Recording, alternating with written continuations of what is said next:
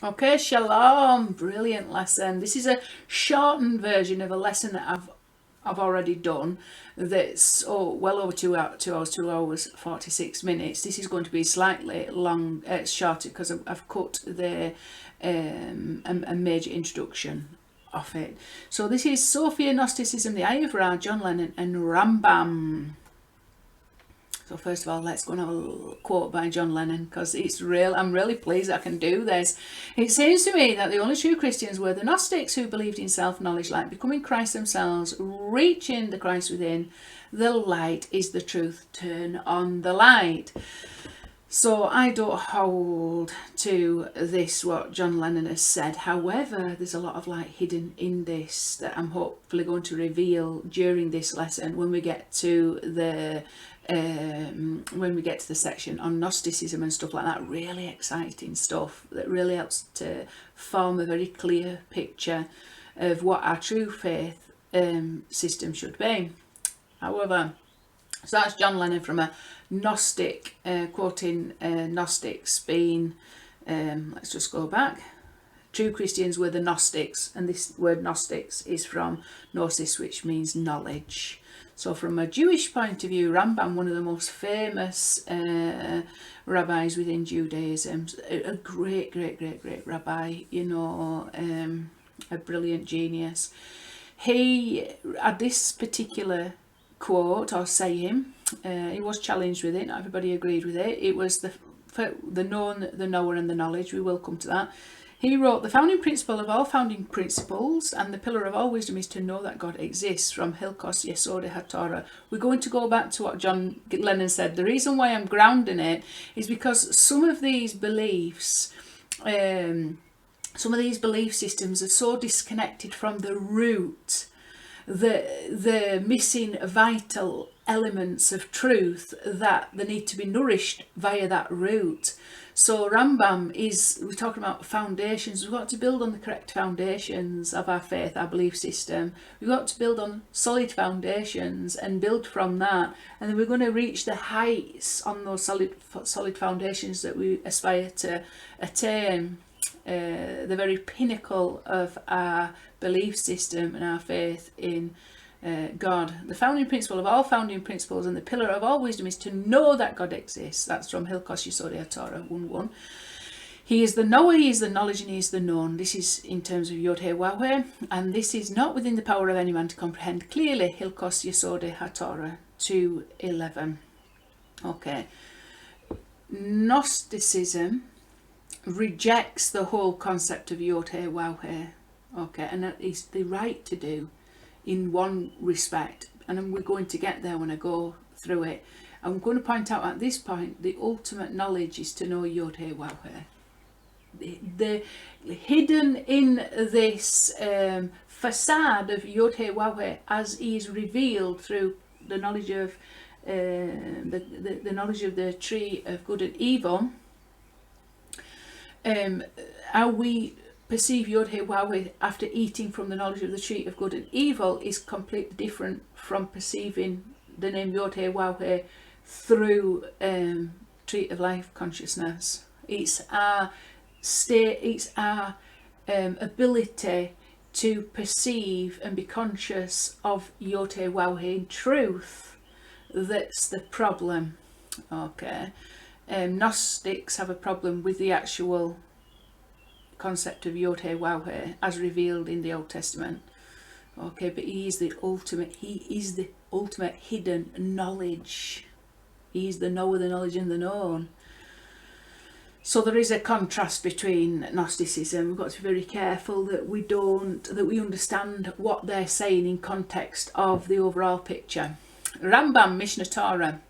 The reason why I've put up this, because obviously Rambam was a doctor. He was concerned a lot with eating, in order to rectify the first sin, which was eating eating the wrong fruit.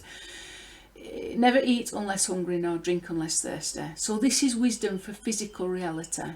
but there's profound spiritual consequences for this wisdom being applied in a physical way. Never put off relieving oneself even for an instant. Do not eat until the stomach is full. Rather eat until the stomach is only 3/4 full. Eating a small quantity of bad food is less harmful than overeating healthy foods. Overeating is poison to the body. Right, now we're going to look at the lesson objectives. This is where it's going to get cut short because I did a big teaching based on this. We're not going to go through that today, just to point out some basics. Come now, let us reason together. 202 plus 94 is 296. 202 is 2 times 101. 101 is Michael, who is the high priest. Aaron was a high priest. So Aaron, who is the high priest, connected up to Michael here. The regular and the ordinal. 256 plus 40 is 296. Aaron is the high priest, which is chesed, loving kindness. Chesed is the power that is able to get the light out of chokhmah, out of the darkness. Is to get the light of chokhmah out of the darkness, or to highlight the light of wisdom hidden in darkness. Aaron is also the mouthpiece of Moshiach, the power to advocate like Michael. Aaron is opposite the fruit of the tree of knowledge, a correction for the eating of the fruit of the tree of the knowledge. Okay, so in the longer version, I go through this about an extra 40 minutes. It's wonderful, wonderful gematria, but not everybody wants to indulge in that. So now we're going to. This is the overall lesson objectives, but there is something that we've got to pull out of this. It's the power of chesed that reveals the wisdom trapped in darkness. And now we're looking at belief systems that have got some truth and some lies. We want the truth out, the wisdom. We don't want to get harmed by the darkness, the outer shells. So we have to be very careful. You can't just go in. That's why I've put up the things about Rambam. You've got to have the secure foundation and don't detach yourself from that. Else what happens is you go towards that darkness, that outer shell, that serpent, and it bites you. It's as simple as that. So you've got to be armed with a solid foundation and the right tools, and Aaron really represents that. What is Gnosticism? What are the errors? What is the hidden truth? Light within. What is Sophiology? What are the errors? Concealments. What is the hidden truth? Light within. What is the Eye of Ra? How can light hidden in the concepts found in Egyptian mythology help us to attain the ultimate understanding and knowledge of YHWH? This is unbelievable. When we finally get to this bit, it's unbelievable. When it just slaps you in the face, the error in our own belief system. And basically, it's not just taking the light that's hidden in Egyptology, it's correcting your own errors. It's correcting your own errors in your own belief system. What is the ultimate knowledge and what is the ultimate goal of this knowledge for all humanity? The ultimate knowledge is YHWH, but you can't just say that. There's got to be a way that you reveal that as being the ultimate knowledge. We'll go through that quite quickly and quite early on in the lesson. Here's a concept of the unity, love between the divine male and the divine female, found in Judaism, Christianity, Egyptology and Gnosticism, the pinnacle of love and the goal of creation. So ultimately this is, we need to contrast self-love and a different form of love that's higher than self-love, because in Judaism you've got the name YHWH, and the Jewish people see themselves as the final letter He of the name YHWH, and the Christians that is like the wife of YHWH, and they are Knesset Yisrael and things like that. It's all associated with the final letter He of the name YHWH. So they love YHWH, but they're obviously a part of his own name. So it's like self-love, isn't it? So Jews worshipping YHWH and serving YHWH is like just loving yourself. Okay? And also within Christianity, you've got the bride of Christ, which is synonymous really with the final letter He, and we will go and have a look at that in this teaching. So you've basically got God loving himself, okay, through the divine masculine loving the divine feminine, Christ, Moshiach, Ben Yosef, and his bride, which is seen as the church within Christianity. You've got exactly the same concepts within Egyptology and similar concepts within Gnosticism. We've got to ask the question, is that kind of love the goal of creation? You know, if this love is not, what is? Okay, so from there, let's go and have a look at Gnosticism. So I'm going to just outline some of the main aspects to Gnosticism. I can't go too deeply into it because there is some really crazy stuff in there that you know, you've got to be careful to avoid. But the basic principles, I'm just going to highlight some of the basic principles where we can see a lot of light and a lot of truth in some of these basic principles. But like I say, because they're not rooted in the name YHWH, they're all askew, and that needs correcting. So the term Gnosticism is derived from the Greek word gnosis, meaning to know or knowledge. This knowledge is not intellectual but mythical, and comes through a special revelation by Jesus Christ, Yeshua Moshiach, the Redeemer, or through his apostles. The secret knowledge reveals the key to salvation.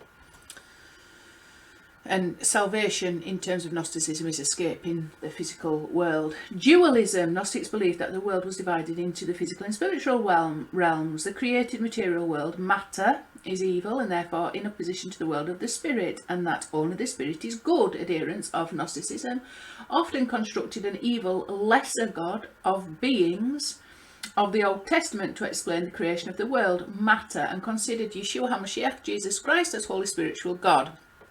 So a force to defeat this lesser god of the Old Testament, right? So there's this concept of dualism. Dualism is in all religions, by the way. It's the consequence of eating from the tree of knowledge of good and evil. All the major religions. God. Gnostic writings often describe God as incomprehensible and unknowable.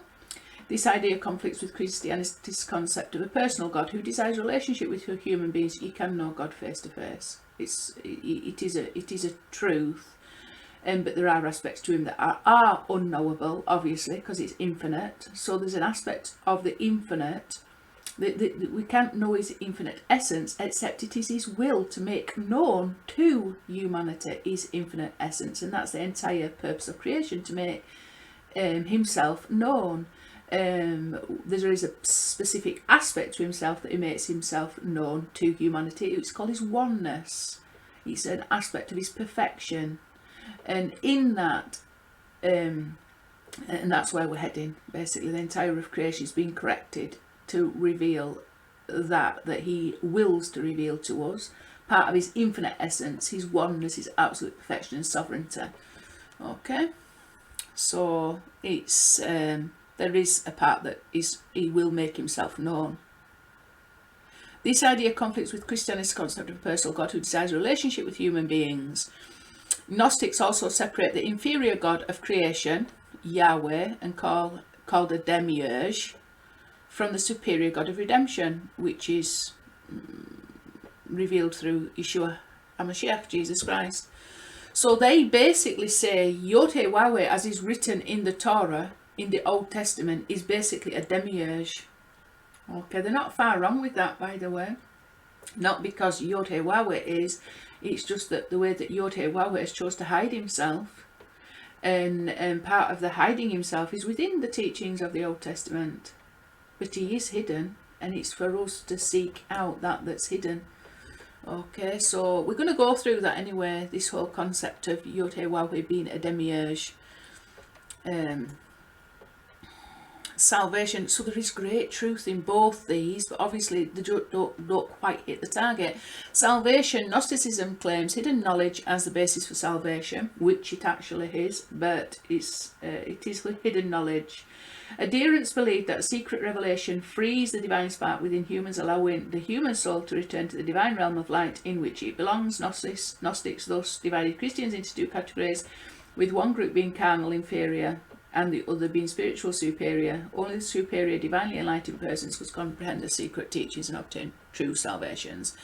Okay, so this there is some truth in that when you believe all this, when you're caught up in the tree of the knowledge of good and evil. All this comes as a consequence of eating from the tree of the knowledge of good and evil. So there's truth in it, obviously, but there's also a lot of concealment and lies. We need to go and have a look why. First of all, we need to look at this.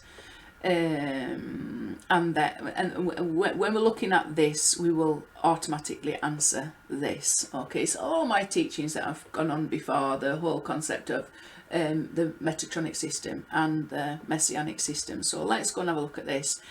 First of all, we've got this system of reward and punishment. It's a revealed system, what I would call the Metatronic system. Okay, so in our state of immaturity, good is hidden in evil. So we ate from the tree of the knowledge of good and evil, then we got this concept. Evil is bad, good is good. Okay, and somehow then there's a balance. There's a whole spectrum between what is super evil and what is super good. Okay, so this is the system of reward and punishment. This is talked about in the book The Afternuvath, Knowing God's Plan, by Ramchal, Rabbi Chaim Moshe Lazato. Brilliant book. It explains the way that YHWH runs the whole purpose of creation, the way he runs it through his attributes, okay, through these various systems. So this is a revealed system. This is the main governing system of all the religions of Judaism, Christianity, Islam. It's all about reward and punishment. If I do good, I'll be rewarded, and if I do bad, I'm going to get punished. Okay, that's Metatron, and we have to serve the one who was in charge of that. The one who is in charge of that is Metatron. And on the one hand, if you do good, he'll appear to you like the angel of the Lord. If you do bad, he's someone else going to punish you and whip you. So you've got a carrot before you and a whip behind you, and you're just like this poor donkey. Doesn't know good from. It doesn't know his head from his tail. And because there's a lot of confusion within that system, because sometimes evil people prosper and good people suffer. So it's not, you can't, sometimes you just can't figure out what is going on, but you're trapped in that system. What have I done wrong? What have I done wrong? You know, you just cannot figure it out. We know that if we do good, we're going to get punished. So we sometimes have to, if we do good, we're going to get rewarded. So sometimes, because we don't get actual rewarded in the system, then we've got to delay that reward, or we're going to get rewarded when we die, or we'll get punished when we die, and we live with that hope and that fear. It's a system of, it's what we call the revealed system. And in this system, YHWH, in this system, his name in this system is what the Gnostics would call the demiurge. You know, is what they would call the demiurge, but it's not actually the name YHWH. It's Metatron, who is called in Kabbalistic teachings the lesser YHWH. He's the one that's the prince of the world, running this entire system of reward and punishment. So when we're trapped in that system with this consciousness, because we've eaten from the tree of the knowledge of good and evil, and this is our consciousness then of YHWH, which is the tree of life, we're not seeing it. We're seeing it through this dualism. And all the while where we're trapped in this system, we're under Metatron. We're not under YHWH. We're subject to Metatron, who's the slave who rules instead of the king. And he is the king. He's the prince of the world. Samael, Satan, and you know, but let's go and have a look. So because we've got this system of reward and punishment, it then means that we've got to have things as a consequence of that. What do we have to have as a consequence of that? The whole concept of judgment then. Well, this is good and this is evil. This is a dualism. We have to have the judge of the judgment. Okay. We have to have rules that tell us what's good, and rules that tell us, rules that if we keep, we're good, and if we break, we're evil. Or rules, you know, the other way around. Things that we're not allowed to do, and we're good if we don't do them and evil if we do them. So we've got to have a judge over that whole system, which we think it's YHWH. Guess what? It's not. It's simply how we perceive the knower, the known, and the knowledge. YHWH, how we perceive him when we've eaten from the tree, the fruit of knowledge of good and evil. So we've got to have courts that the judge sits in order to execute judgment. We've got to have judgment day. Sounds familiar? We've got to have rewards for good, punishment for bad. We've got to have eternal deification of the good. Oh, this will last forever. If we are good, we will go to heaven and we will have eternal life. Sounds familiar. So, oh, this is our hope.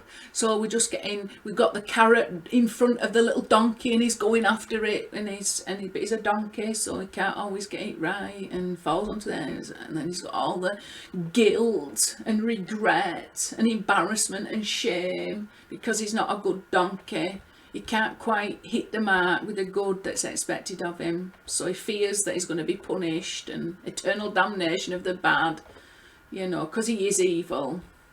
There it goes on. Self-perpetuating system, no clear end. There's no clear end to this. It will self-perpetuate. You know, you do bad, you get punished. You do good, you get rewarded. No clear end. Revelation of the name YHWH linked to the actions of man. So the revelation of YHWH as it appears in this system, which is not a true revelation of YHWH. So we get, it's all run by Metatron, who is like the revolving sword, you know, that blocks the way to the tree of life. So you can't get past it. You can't get access to the actual tree of life because Metatron's part of that force that stood in the way, blocking us from it. We've got to bring this down, this whole system down. We've got to recognise it, the error that it is. And until we accept that this is an error and that we need to reject it, we will be subject to it. Okay, it's as simple as that. We have got to find within us the truth to be able to say this is not YHWH. This is not YHWH. Even though our religion has told us this is YHWH, this is not YHWH. The revelation of the name YHWH linked to the actions of man. So if humanity does good, then YHWH reveals his name. And if they do bad, then he conceals it. Okay, so it's not the actual name that's been revealed or concealed. It's Metatron. That's it's not his real name. So this is where you get the concept of the demiurge from, and it's true to a certain degree. Because as long as we are subject to the tree of the effects of the eating of the tree of the knowledge of good and evil, this is basically how we will see YHWH. And it is nothing more than a demiurge. It's nothing more than a lie, really. It's not the truth, but it's part of an ultimate good. Okay? Because we have got to earn the right to have access to the tree of the knowledge of good and evil, because that's part of the good. So we've got to get to a place where we're spiritually mature enough to actually reject this system and all the fear and the guilt and the embarrassment and the shame. The only way we can get empowered to reject this system is with the knowledge of the truth. The ultimate knowledge, however, this is where Gnosticism is wrong. The ultimate knowledge is a revelation of the name YHWH that they clearly call the demiurge, but they've got no understanding within that system of Gnosticism. They don't understand that the actual knowledge that we attain, that all humanity is attaining for, is a revelation of the name YHWH. So they're still subject to this system. It's still the consequence of eating the tree of knowledge of good and evil. Okay. There is another system of perfection, the hidden system of the name YHWH. YHWH doesn't reveal his name. Okay, he has something there that looks like his, that comes in the appearance of his name, but it isn't his name. He hides his name. This is a messianic system, the system of perfection. What does this entail? So YHWH, we're working in a hidden way to fulfill his will for creation. This will is only good. This good is to reveal his name in vessels of shalom, and in doing so perfect physical and spiritual creation by creating a dwelling place with us below. Physicality is not evil in and of itself. That's a delusion that comes as a result of dualism. That comes as a result of eating from the tree of the knowledge of good and evil. To create a dwelling place with us below. Everything, even the evil of men, as a result of YHWH giving free will to men, is all factored into his plan. The evil of man cannot affect his will at all. So you rack evil up to the maximum, And it cannot prevent YHWH from revealing his name. Why? Because he created the entire system of reward and punishment. It was part of his plan to ultimately be used to reveal his name, to hide his name, to create a concealment of his name, and from that concealment to ultimately use that concealment to reveal his name, the light that comes out of the darkness, to give us a work to do. Because by allowing us to be part of that whole process, we have like earned that right to have that name revealed to us. Okay, it is not an independent force. Evil is not an independent force. It was created for an ultimate good purpose, as a concealment that would be transformed into revelation. The greater the concealment, the greater will be the final revelation. The greater the evil, the greater the final revelation. This is a big system of concealment, and that entire system, when that entire system reveals the name YHWH instead of concealing it, it will be a massive revelation that we will receive. So there's purpose for everything. YHWH created the system of reward and punishment, and this system of concealment will ultimately be used to reveal his name. I've just said that. Acting in his absolute sovereignty. At the time he wills it, because he is the only ultimate power and he decides absolutely everything, and he has made his will known to man. YHWH will reveal himself through his attribute of kindness. And this revelation will not be linked in any way to the good or evil actions of man that are determined by that system of reward and punishment, like the system of the tree of the knowledge of good and evil, like that you've done good, that you've done evil. That he will reveal it, and it will not be linked in any way to the good or evil of actions. He will reveal it out with that system of reward and punishment. Then we will know there is no other power or authority except him, because we will see that that's hidden finally revealed. That we can't see at this time. The real big cog. This system of reward and punishment is a little microscopic cog compared to his infinite system of perfection. Okay? And his absolute oneness and authority that will be revealed. That system is temporary. This system, when it's revealed, his name is eternal.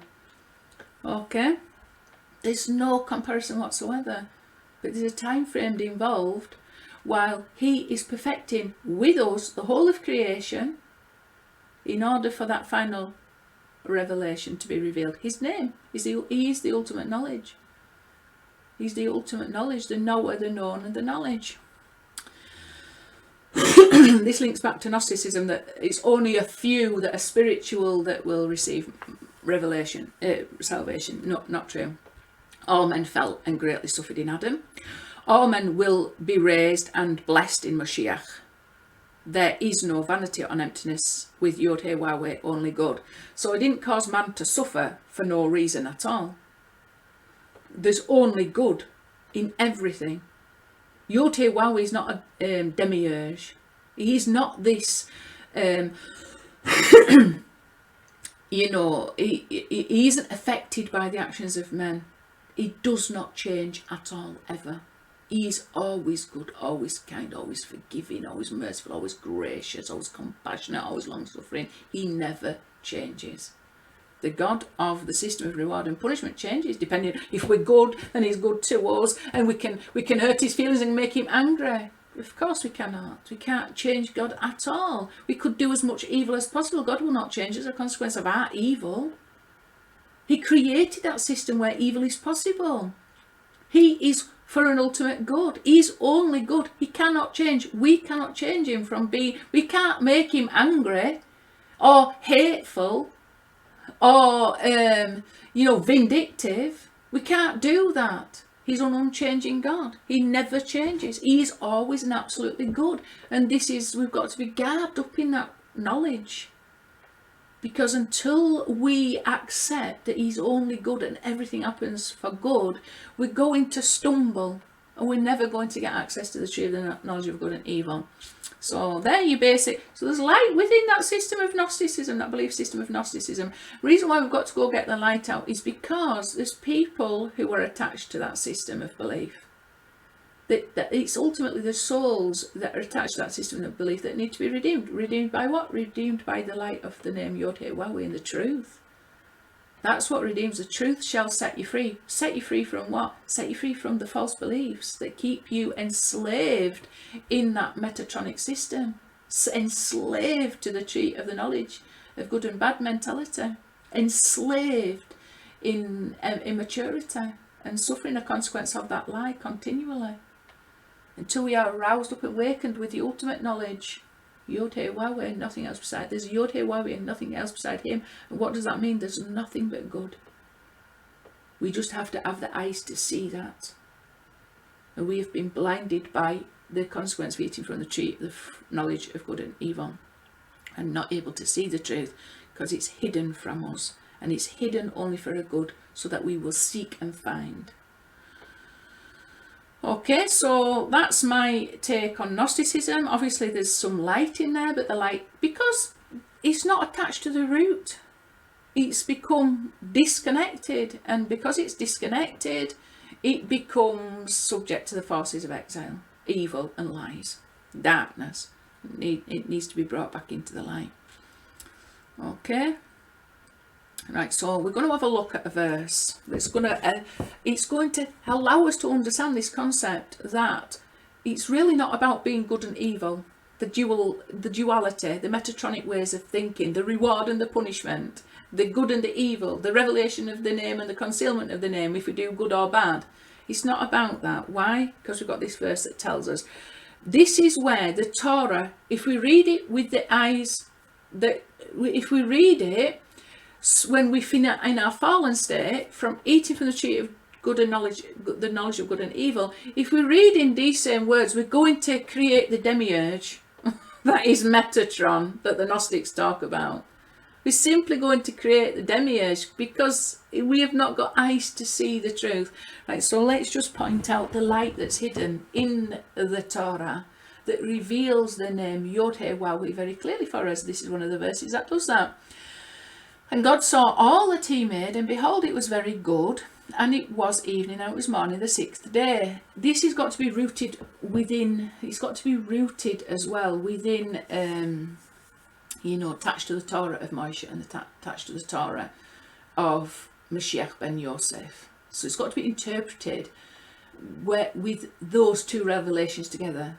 That's the ideal interpretation. That is the tree of life interpretation. That's the single eye interpretation of this that leads to a revelation of the actual name YHWH, as opposed to this kind of demiurge YHWH of the system of reward and punishment, which is not the truth, but it is part of an ultimate truth.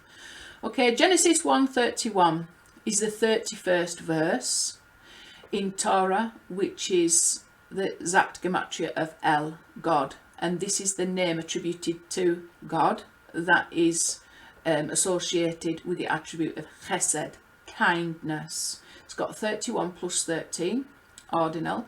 13 ordinal is ahava and echad, love and oneness. So together going to come to 44, which is one of the fillings out of the name YHWH. When you take He and it's equivalent to 14, like it's split into a dalit and a yod, like the same value of David. If you look at the letter He, which is, let's have a look here, this can be seen as a daleth, and this can be a He. Daleth is 4, daleth and a yod. Daleth is He, yod is 10, so together they're 14. So if you spell out YHWH, where the He is 14, it comes to 44. So you've got 10, 14, 6 and 14, and I think that comes to 44. Yes, it does. Okay, so chesed is one of the fillings out, and that He, that dalith and the yod it's related to Moshiach ben David, the dalith, Moshiach ben Yosef, the yod. Okay, so chesed also related to the name YHWH. That's revealed through the concept of Moshiach ben Yosef, Moshiach ben David. It's got a regular of, this entire verse has got a regular of 3065, an ordinal of 500. Together they come to 3,565. 3,065 is 5 times 613. 613 is the number of mitzvot. Okay? The number of mitzvot, that's the work that we have got supposed to do. Okay, so this verse is a correction for that, isn't it? It's a correction for that entire system, where it's hard for me to put into words, but within Judaism at present, it's enslaved into this metatronic system of reward and punishment. So people do the mitzvot for the wrong reasons. They're doing the mitzvot for some kind of ultimate reward or to avoid some punishment. But the ultimate reward, the ultimate purpose of all actions, is to bring about a revelation of the name YHWH in vessels of shalom.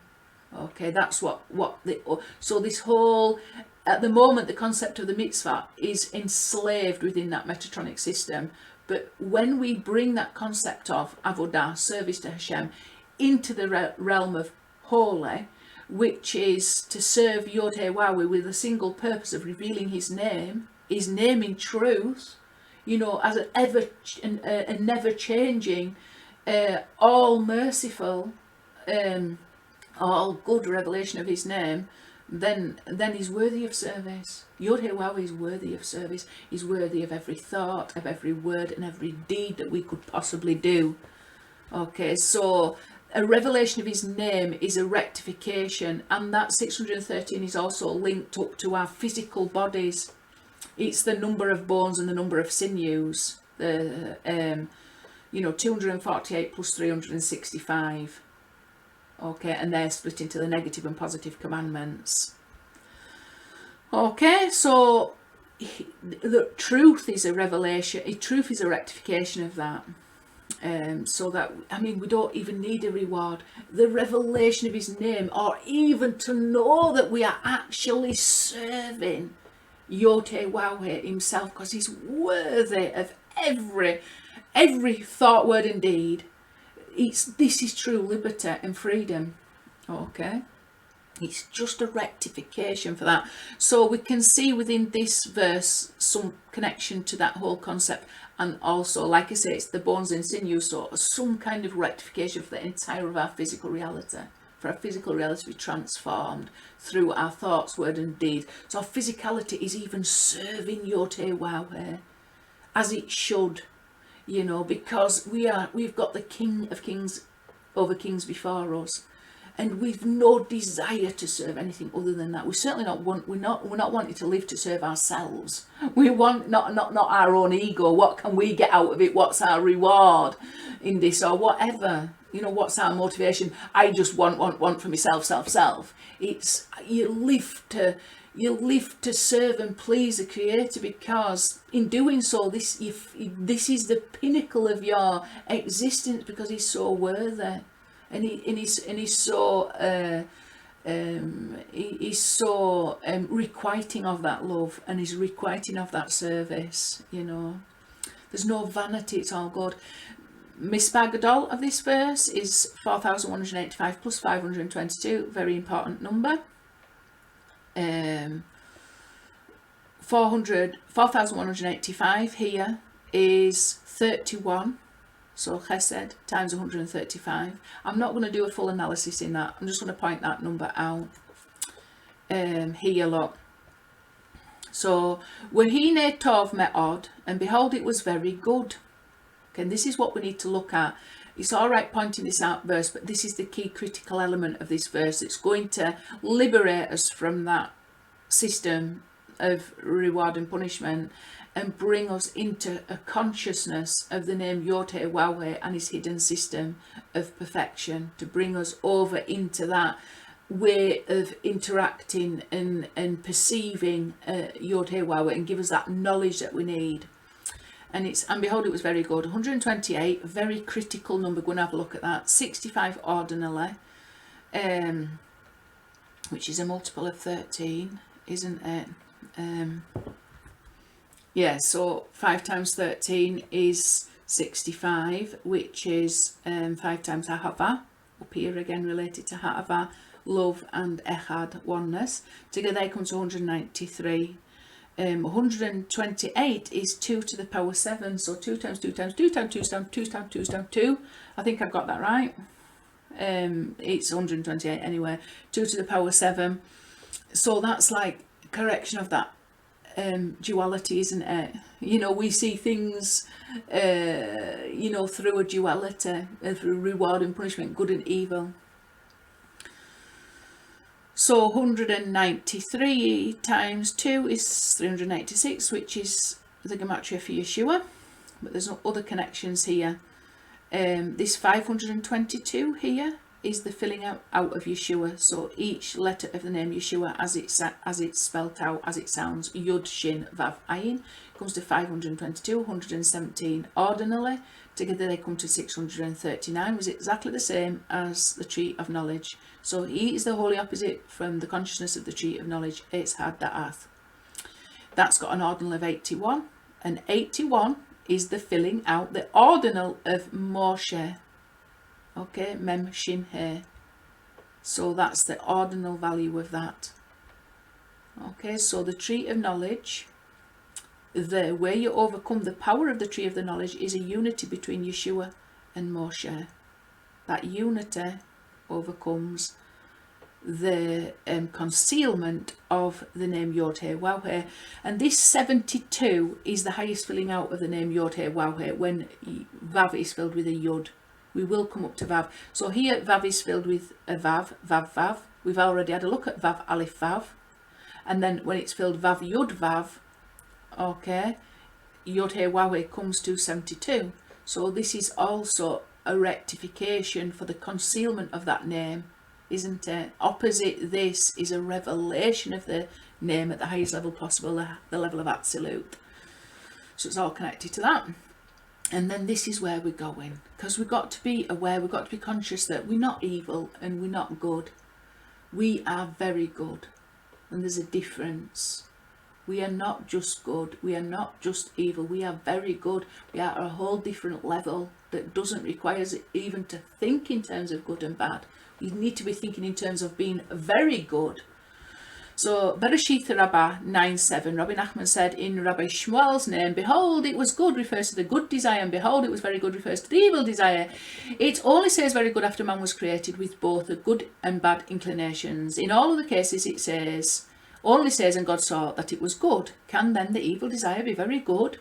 That would be extraordinary. But without the evil desire, however, no man would build a house, take a wife, and beget children. And thus said Solomon, again, I consider all labour and all excelling in work, that it is man's rivalry with his neighbour. That's from Ecclesiastes 4:4. So there's purpose for this evil desire. And this is the consciousness that we've got to start to attach to. That it's not evil in and of itself. It's only evil if we've got selfish, egotistical desires. Okay. And then we've got this written also in the Talmud. So this is the Midrash, this is the Talmud. It says, the ancient sages ordered a fast for 3 days and 3 nights, whereupon the Yetzer Hara, the evil inclination, was surrendered to them. He came forth from the Holy of Holies like a young fiery lion. Look where he was abiding. One of the rabbis said to him, realize that if you kill him, the world goes down. They imprisoned him for 3 days, then looked in the whole land of Israel for a fresh egg and could not find it. Thereupon they said, what shall we do now? Shall we kill him? The world would then go down. Shall we beg for half mercy? They do not grant halves in heaven. They put out his eyes and let him go.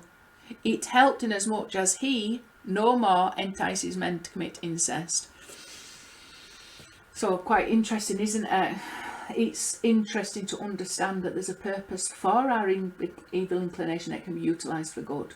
That can instead of being egotistical and chaotic, it can be transformed for shalom, i.e. building houses, procreating, using to serve the name YHWH in other ways. Okay, but there's obviously an aspect to it that we need to diminish. They put out his eyes and let him go. Okay, so Yeshua has gone into the Edomite exile, which is synonymous with Esav, which is synonymous with the evil inclination. So he has descended, the concept of Moshiach has descended into Esav. Okay, and what have they done to him? They put out his eyes. They took the letter Ayin off his name and called him the curse Yeshu. Yimach Shmo Zikro, may his name be erased in his memory. So there's a reason for that. Okay, and this links back to Egyptology. It links back to Egyptology. It's because when we have got the concept that the evil inclination is evil, and we haven't yet subdued it to the side of shalom, where it is for the serving YHWH for the ultimate purpose of a revelation and a unity of that revelation with the vessels of shalom that we've created to bring about peace on earth, and the revelation of Moshiach ben David. I talk about this all the time. When we are seeing good and evil as a consequence of eating from the tree of the knowledge of good and evil, yeah, I think I got that right. There's some aspect to this where obviously they put out his eyes and let him go. This must be connected in some way to what they did to Yeshua, who descended into Esav. He descended into Esav in order to overwhelm it and subdue it to the side of holy. But they've treated him as Esav. But he is an actual, he says, I'm the resurrection of the dead. He says, I am the resurrection. Resurrection of what? It's only physical matter can die. So only physical matter can be resurrected. He's talking about resurrecting physicality for the purpose that I've already explained many times. Okay, so they put his out. And Arizal calls him a reincarnation of Esav. But we're not talking about Esav as in, the man Esav. We're talking about the entire concept of physicality. And Moshiach ben Yosef is part of that hidden system that's perfecting the entire of creation to bring about that ultimate will of YHWH. Okay, I hope you're with me with that. Let's see what else we've got then. Right, so we're going to go and have a look. Just let me go back. We need to go and have a look at this number 128, and behold, it was very good. I will just tell you something now. You've got to meditate on this. Every day you've got to tell yourself, I am very good. I am very good. Ani tov ma'od, because that is the truth.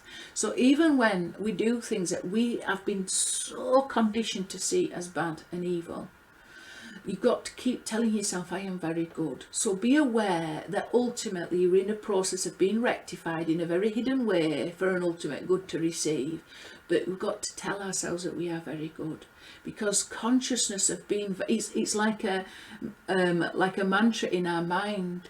It's going to help us, liberate us from all the guilt and all the embarrassment that hinders us and causes us to hide from YHWH, because we perceive ourselves as inadequate. So we hide from the one who's truly adequate, don't we? We've got to continually tell ourselves, I am very good. And even when we perceive that we have fallen or committed a sin that we've been conditioned to think has been evil, we've got to say, even this will turn for good. And look for ways to transform it from darkness into good. And know we're in a process of healing. So until we're fully healed, and all our physicality is fully healed, we're in a state of sickness. Okay, we're in a state of sickness because we ate the poison from the tree of the knowledge of good and evil, so our flesh is sick as a consequence of that. And we've got to go through a proper healing process. And there's 49 levels, there's 49 sicknesses, if you like, that's been put upon us.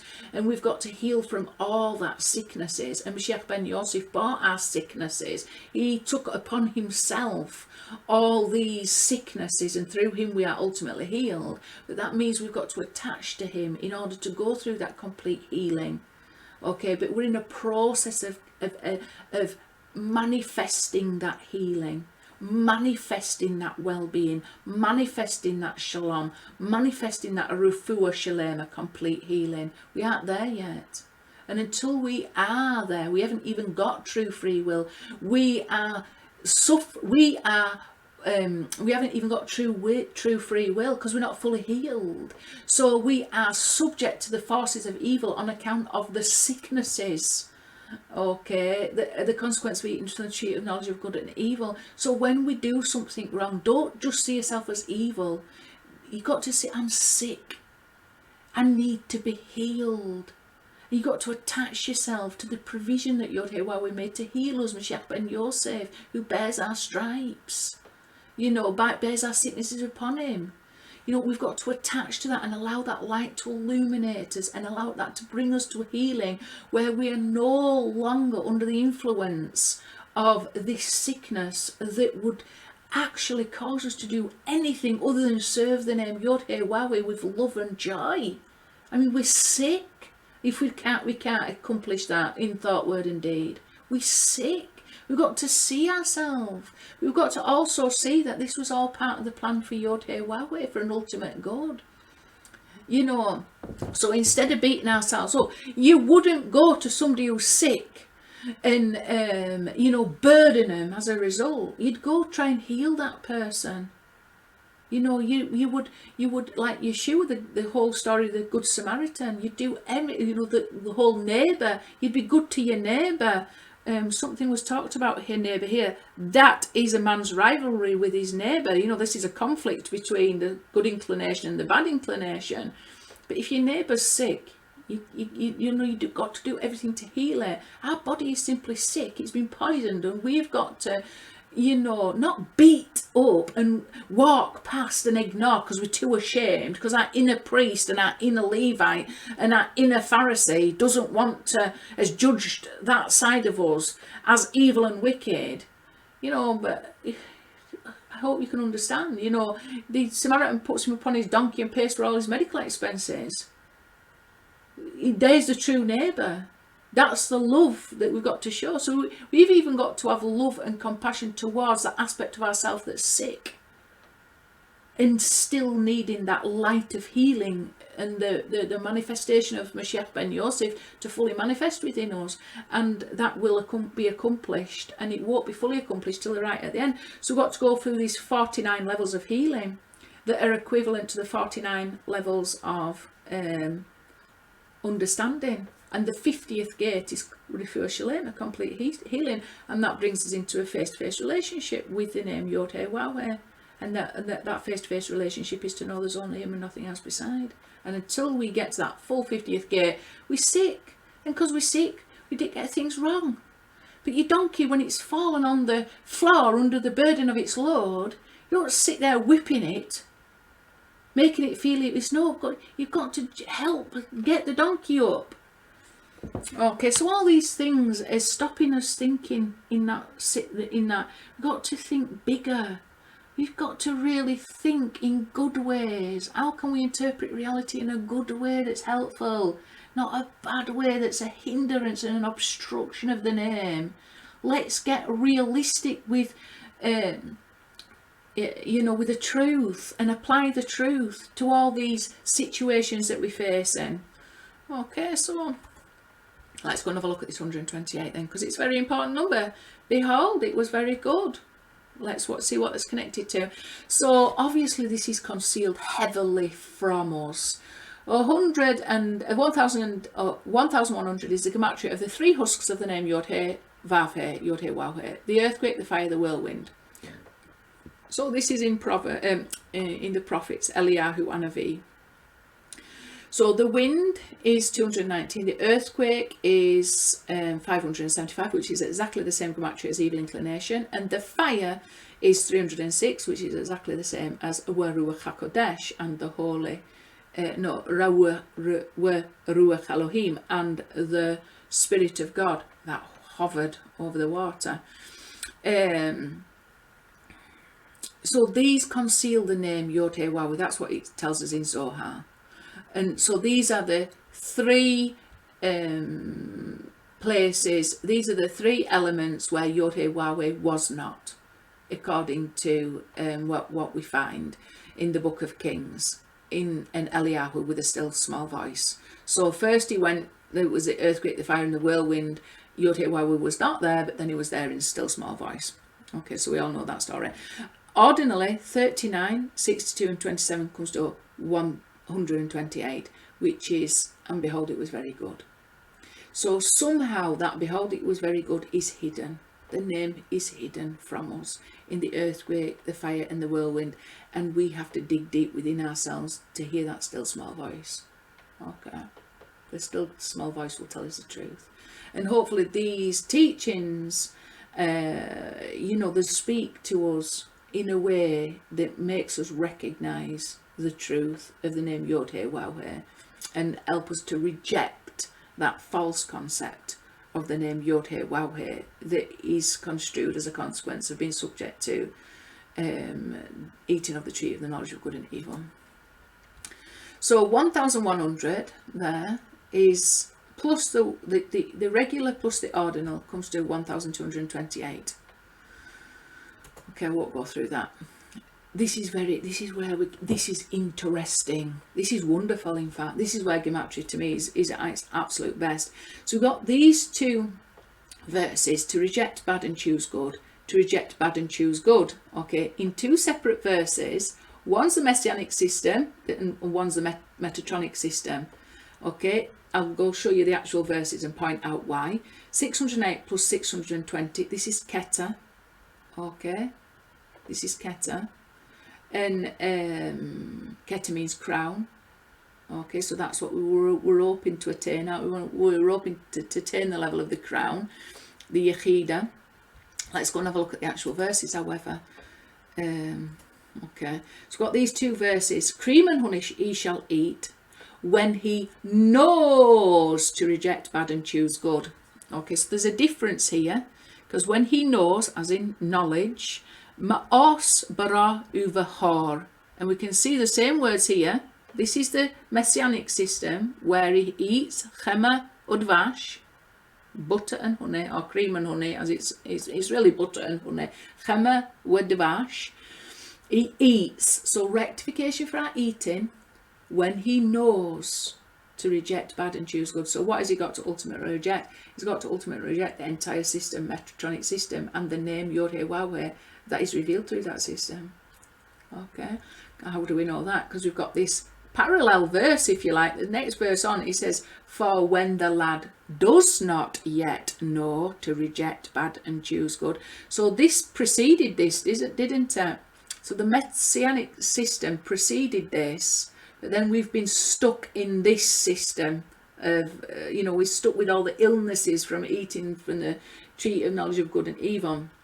For when the lad does not yet know to reject bad and choose good, the land whose two kings you dread shall be abandoned.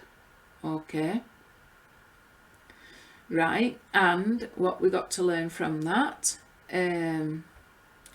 Ki beterem yeda hana'ar, when the lad does not yet know. This lad here is one of the appellations for Metatron. Why is he called a lad and a youth? There's two reasons why.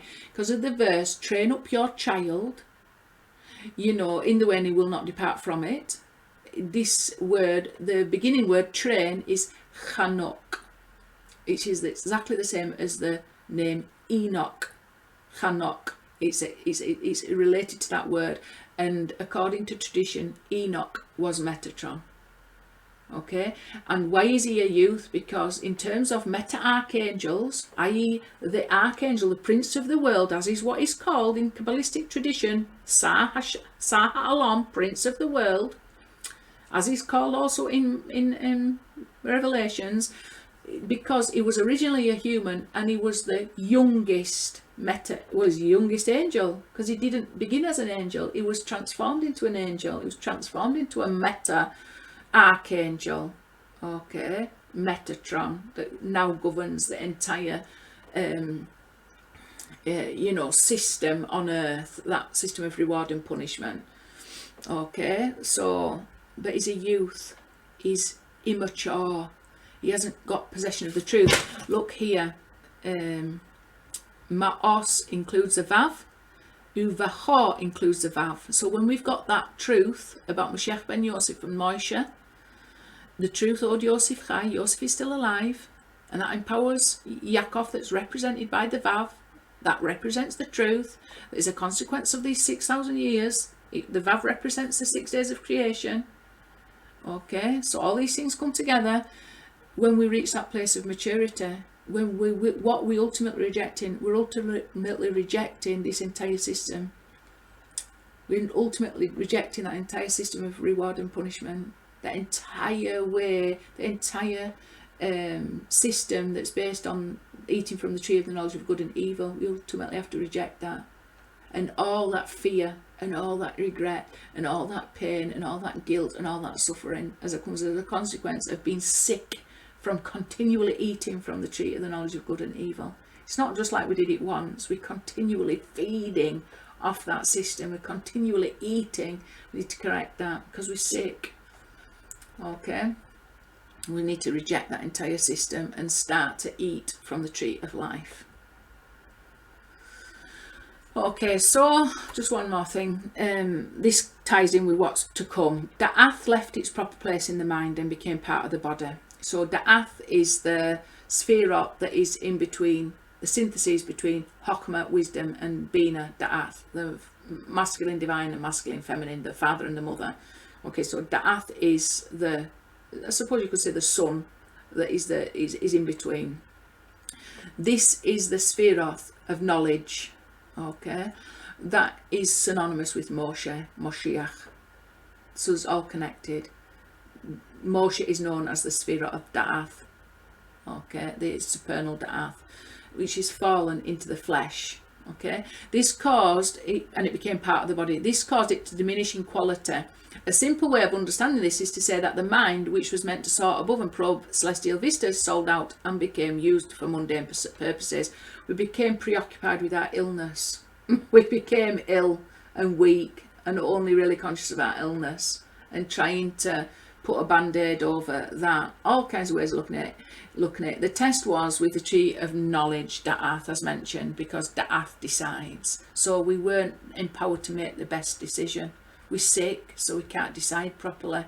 We're always deciding based on the suffering of our flesh, you know, because we're suffering so much because we're sick, and we're perpetuating that sickness by continually eating of the fruit of the tree of the knowledge of good and evil, being completely subject to this system of reward and punishment. We're not getting really healed from it. Only death heals us from it because it releases us from it. But death should be no more. We shouldn't need to die to experience the knowledge of God. Okay, to be liberated from this system, we shouldn't have to die. We should be able to live and experiencing it in our life now, through our flesh, even through our rectified, healed flesh.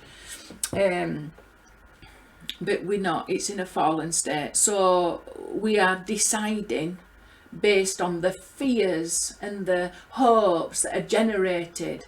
You know, what's in it for me? If I do good, I'll get rewarded, which you're wanting. But and you're running away. It's like the carrot and the stick again. It's just that whole mentality. It's a constant cycle and a constant battle. And only death can liberate you from that. As long as you're stuck in it, you got to die in a good way through humility, through true humility, which is subjecting yourself to the authority of the name YHWH. So because we can't, and we've got damaged Da'ath, we can't make this distinction. We can't choose reject bad and choose good. We're not empowered to reject bad and choose good. We're empowered to reject what we perceive bad from eating the tree of good and knowledge of the tree of knowledge of good and tree of the knowledge of good and evil. And you know, I think I've got myself muddled up a little bit with that. But anyway, so there you go. It's definitely not about it's about getting free of that fallen consciousness and elevating our consciousness back up. So as we can see, that's concealing the name YHWH, and until we are empowered with this, that comes as a consequence of this, we can't get to this place until we look this in the face to face, and recognize it's evil. It's something that we have to reject. You know, until we're mature enough to say, hang on a minute, we really need to reject these religions that enslave us to tree of knowledge mentality.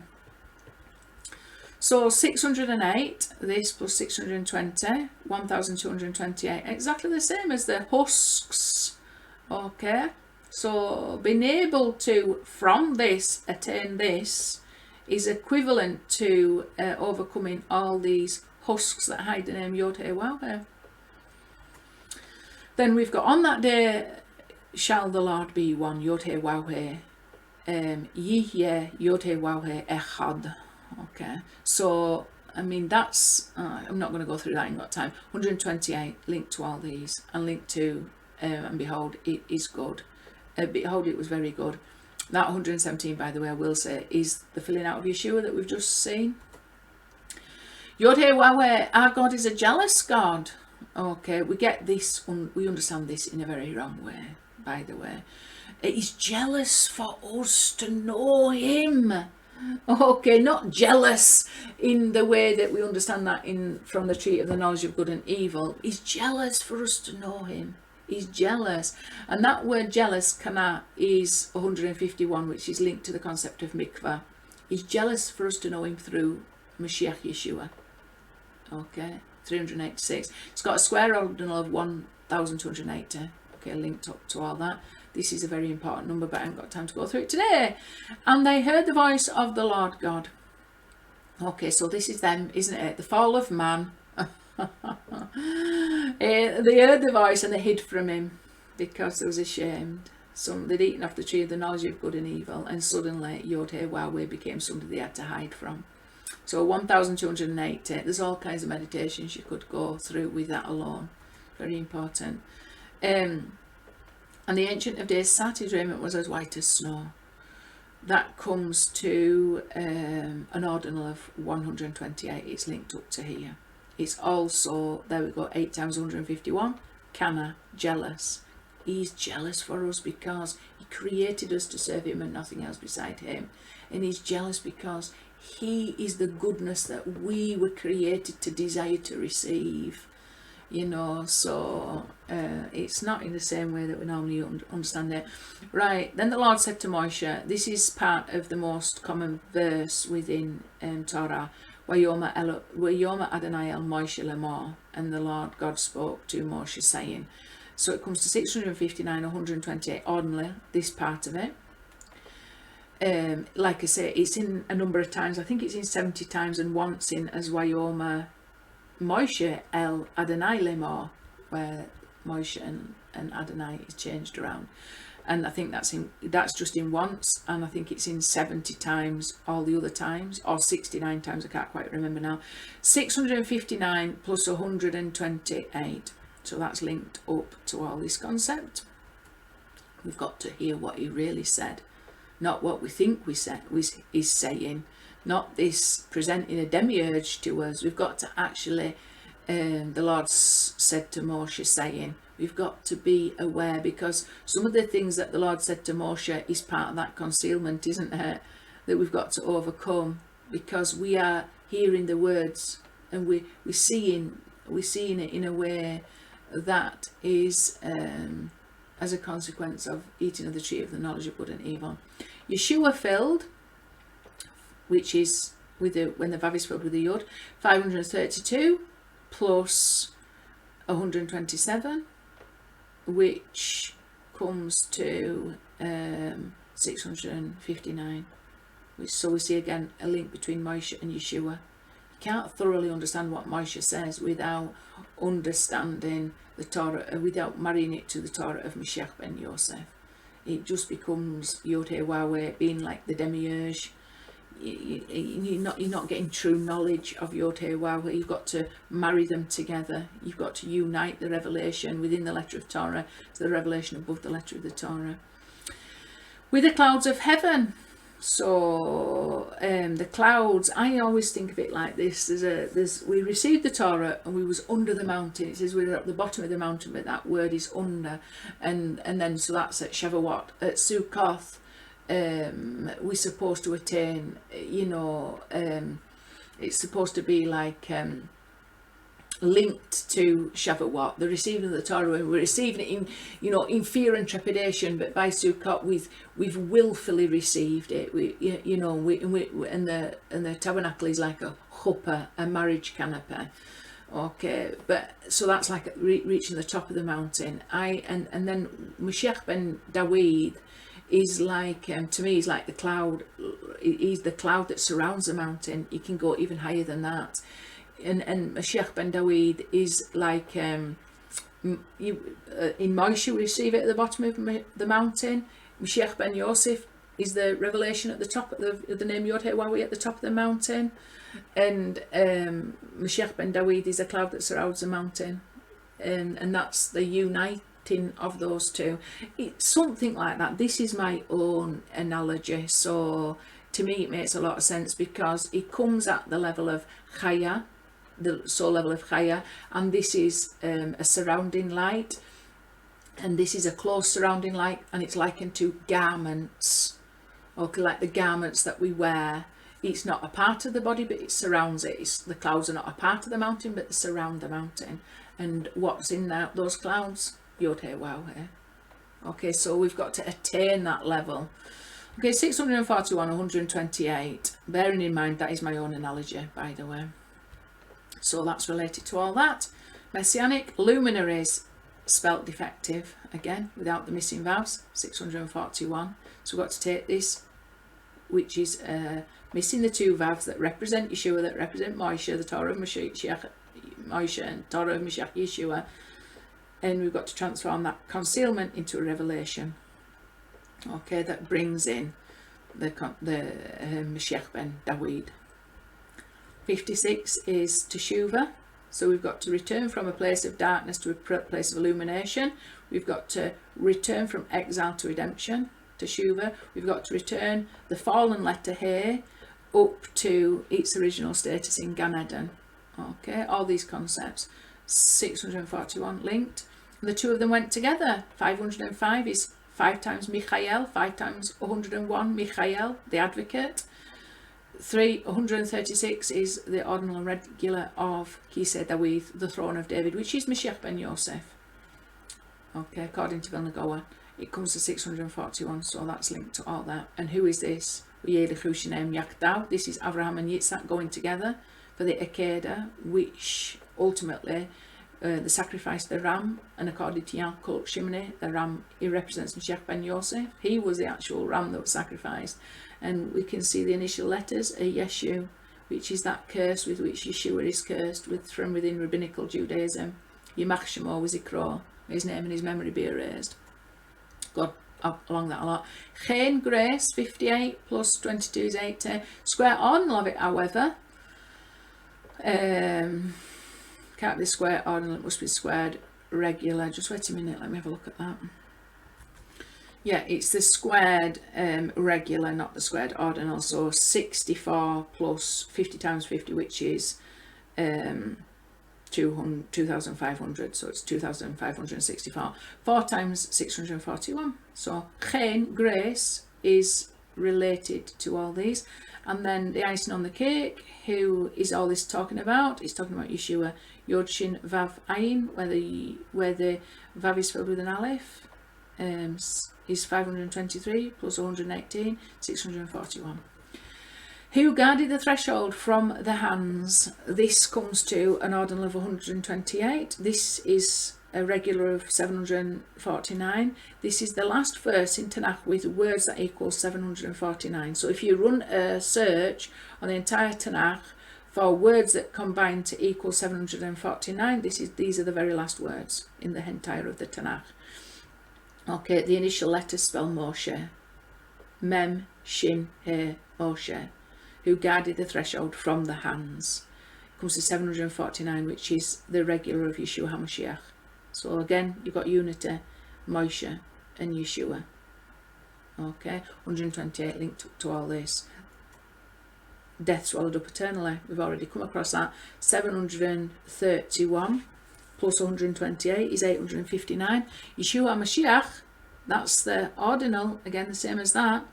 Regular of Yeshua HaMashiach, that's the ordinal of Yeshua HaMashiach, which is linked up to here. 10 times this equals this. Okay, comes to 859, which is exactly the same as death swallowed up. So the need to die because we're sick, because we've eaten from the tree of the knowledge of good and evil, and we haven't healed from that, and we haven't rejected that whole system and been able to choose reject evil and choose good because we have not manifested the healing that comes about as a consequence of the provision that YHWH made for us through Moshiach ben Yosef, that's represented by that. All this is pointing towards that. So all ways of looking at it. You could go on and on. It's absolutely wonderful. Okay.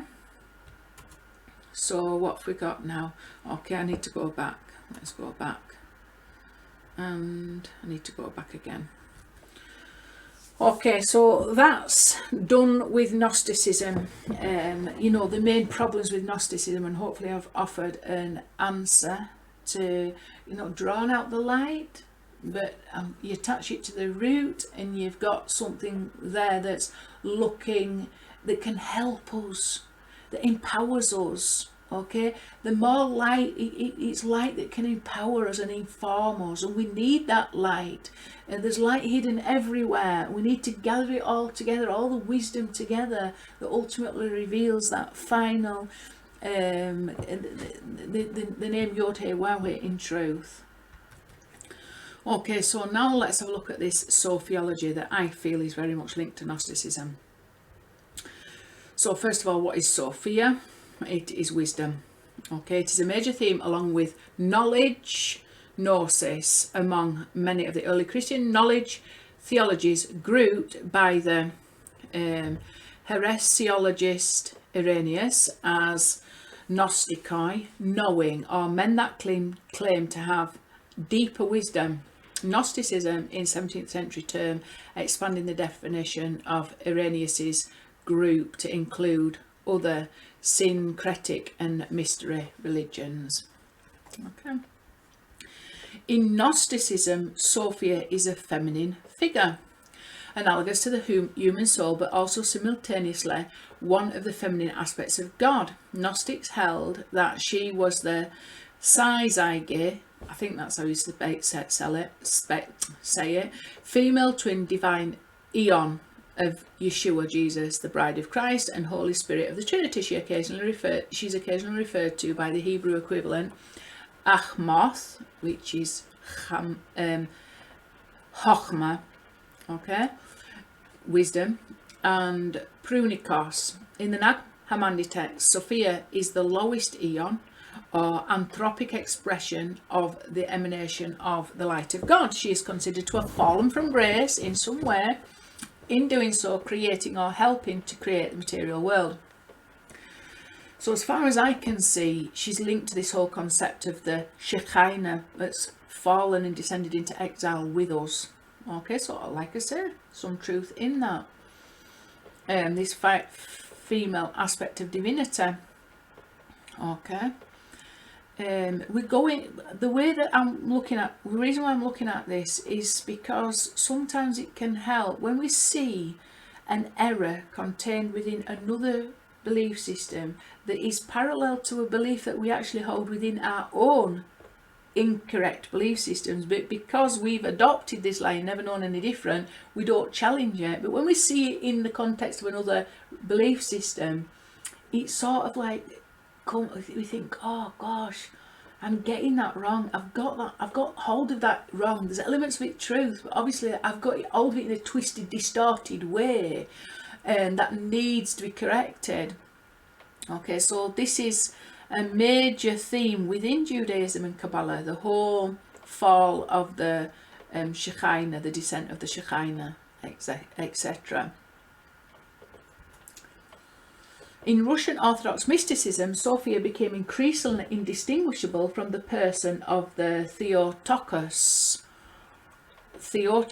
rather than Christ, to the point of the implication of the Theotokos as the fourth person in the Trinity. That is Virgin Mary. Okay, so which is, you know, the Virgin Mary is seen as Sophia, and in a way she is, because you've got really this whole the Father, the Son, and the Holy Spirit. It's really the Father, the Son, and the Holy Spirit represents the female divine, doesn't it? You know, the Chochmah, Bina, and Da'ath. But there's another aspect to the name YHWH, that final ehe, which you can see parallels this concept of Sophia and this concept of Miriam within Christianity, this concept of Sophia within Gnosticism and Miriam within this mysticism. There is some truth in that, because she does represent, if we're going to parallel that to truth, then this in some way represents the fallen letter He, that represents the fall of the Shekinah into exile with us, that we need to shuv He, to shuv Ha, repentance is bringing back that He to the original status, okay, in Gan Eden before the fall, or to the a status of the first He of the name YHWH. So we can see there's some truth in all this, but it's obviously distorted in lies as well. I've got to be careful not to get bitten by lies. Bulgakov's theory, known as Sophianism, presented divine wisdom as consubstantiality of the Holy Trinity, operating as an aspect of consubstantiality, physis or natura. He's just telling you what this means. I've got a definition coming up in a minute. Or hypostaticity of the Trinity of these three hypostases, the Father, the Son and the Holy Spirit, which safeguards the unity of the Trinity. So somehow this Sophie that is somehow linked to Virgin Mary, that, as I've pointed out, it would suggest is somehow linked to that fallen letter He with it, that we find within Kabbalah, that is ultimately part of the name YHWH, that is connected to the whole concept of the Moshiach, because the Moshiach is the revealer of the name YHWH. Okay. We can see that. We need to go and look at some of these terms so we know what these are. So Theotokos is the Virgin Mary up here, which is linked to Sophia, especially according to this Russian Orthodox mysticism and possibly within Gnosticism.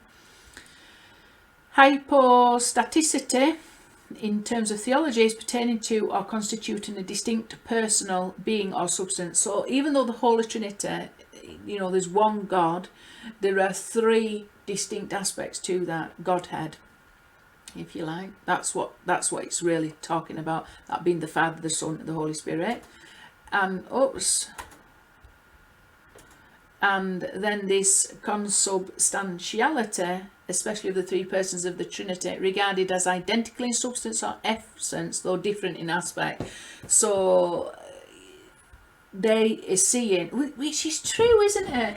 If you take the Father, the Son and the Holy Spirit as representing the Yud, the He and the Vav of the name Yud He Vav He, then the Virgin Mary would, this Sophia that's descended, that appears to have parallels with the concept of the Holy Shekinah, descended into exile with us, fallen from grace, fallen from her original place, connected to the name YHWH, and somehow through our efforts below we push her up to that original status, okay, through keeping the Torah and mitzvot according to Judaism, and through acting like Moshiach, Yeshua, in terms of Christianity and things like that. So we can see that this here in Russian Orthodox mysticism, Sophia became increasingly indistinguishable from the person of the Theotokos, to the point of the implication of the Theotokos, I think that's what you say, as a fourth person in the Trinity. So that would be the name YHWH. The Trinity represents YHWH, and then Virgin Mary is YHWH, who's fallen. She's not attached to the name, and then this affects the whole flow of divine revelation and abundance coming into the world. And when you see it like that, you think, hang on a minute, if that's the case, then is what I believe through Judaism and Torah correct or incorrect? You've got to start to challenge these concepts. Where did it actually come from? And is it correct to see it in those terms? And is there something lacking in that concept and in that belief that's actually obscuring? Is there something lacking, or some lie concealing something that's actually obscuring the unity of the name YHWH. So we can look in there and we can say, all right, well, when we're looking at it from Gnosticism and Russian Orthodox mysticism, we can see the problems with it. But when we apply it to ourselves, we are accepting this same belief in a slightly different way, but it's essentially the same belief. It's just garbed up in what we call it, the rabbi said this and the Torah says this. This interpretation of the Torah says this, but does it? And could it lead to problems that actually conceal the name YHWH? Is this notion that we hold in and this belief that we hold in the consequence of eating from the tree of the fruit of the knowledge of good and evil, or is this connected to the tree of life and a true revelation of the name YHWH? We've got to start to challenge it then, haven't we? You know, we've got to start to challenge it, and sometimes looking at these errors that actually show that we believe exactly the same thing, except we've just given it different names and different words. It's essentially the same thing. Is that problematic for us? Is that a hindrance for us? Is it an obstacle for us? Is it the wrong kind of consciousness of the name YHWH that's stopping us from being able to reject reject the entire system of reward and punishment and choose to be attached to the hidden system, the system of perfection, the tree of life? So we're looking at these, got to be careful that we don't get bitten. But, you know, it's like the serpent becomes the cure. You know, looking at these serpents and lies can actually heal us of our own serpent bite. Okay, so looking at Sophiology again. Adapting. Right, we're going from here. The theme of this, I've just clipped this from a book on Sophiology. The theme of Sophia as eternal femininity, the actively passive entity who is God's revelation to himself as self-surrendering love, the love of love, or hypostaticity, the distinction between the being of God as love and his immersion into nothingness resulting in the creation, or the created Sophia. Jesus Christ understood as the hypostatic union of the divine and the created Sophias, or the masculine divine and the feminine divine. These are all concepts. It's the name YHWH.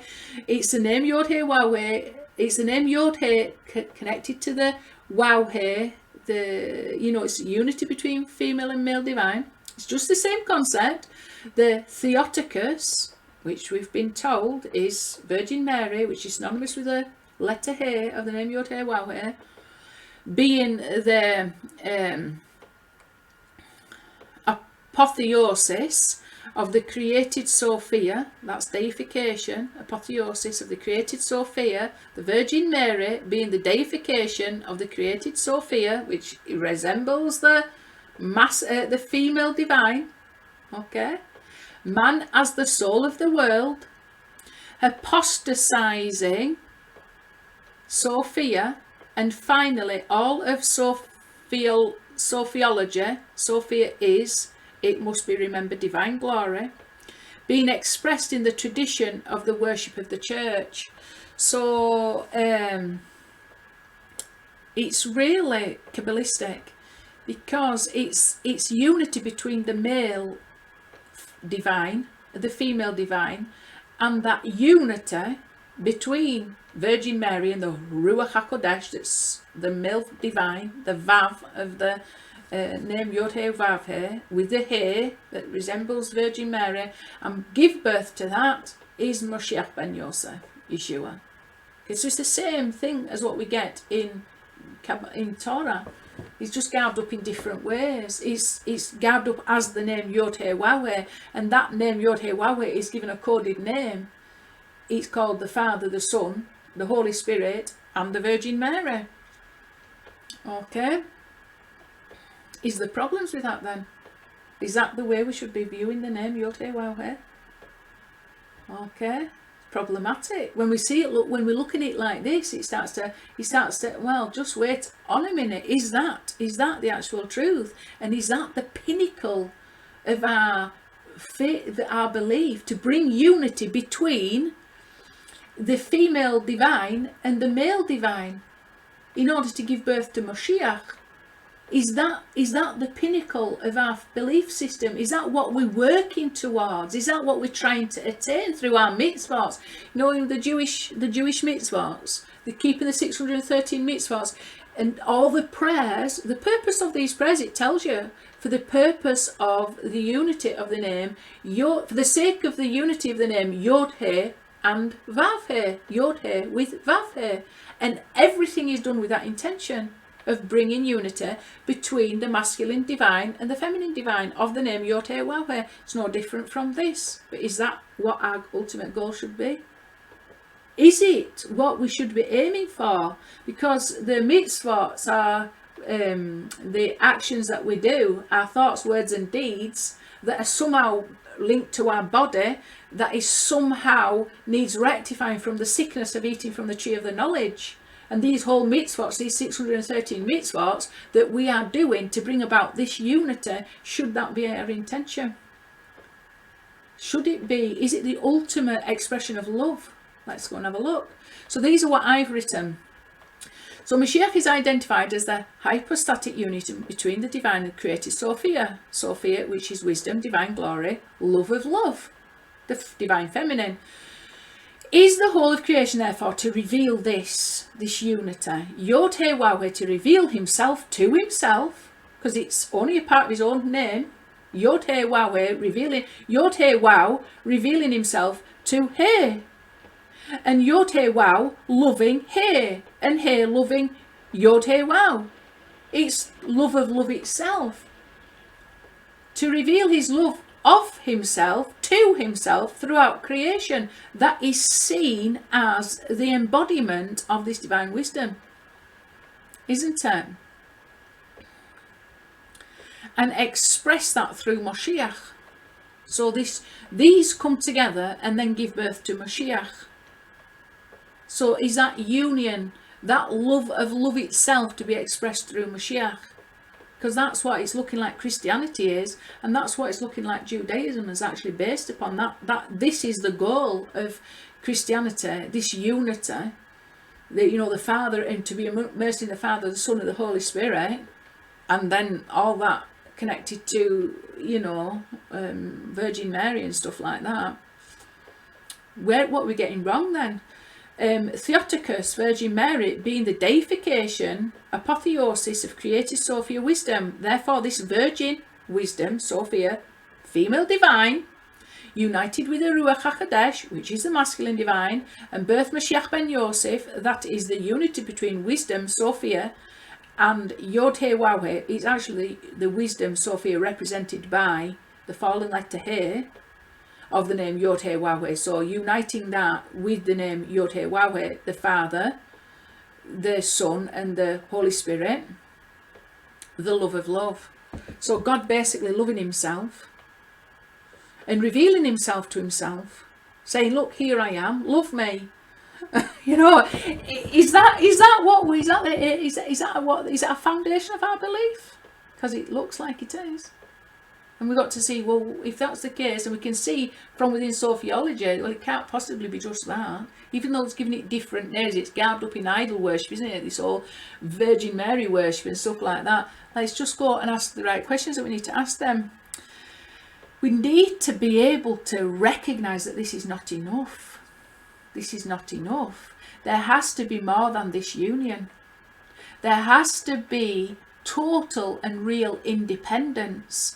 There has to be two totally distinct entities that are actually completely separate from one another, that choose to love one another freely, and because they are each worthy of each other's love. Okay? It can't just be God revealing himself to himself and God loving himself. His love for himself being part of his own name, loving himself. It can't be that, because we're talking about YHWH. So if our entire belief systems are based on this, something's not quite right, is it? Like, let's go and have a look.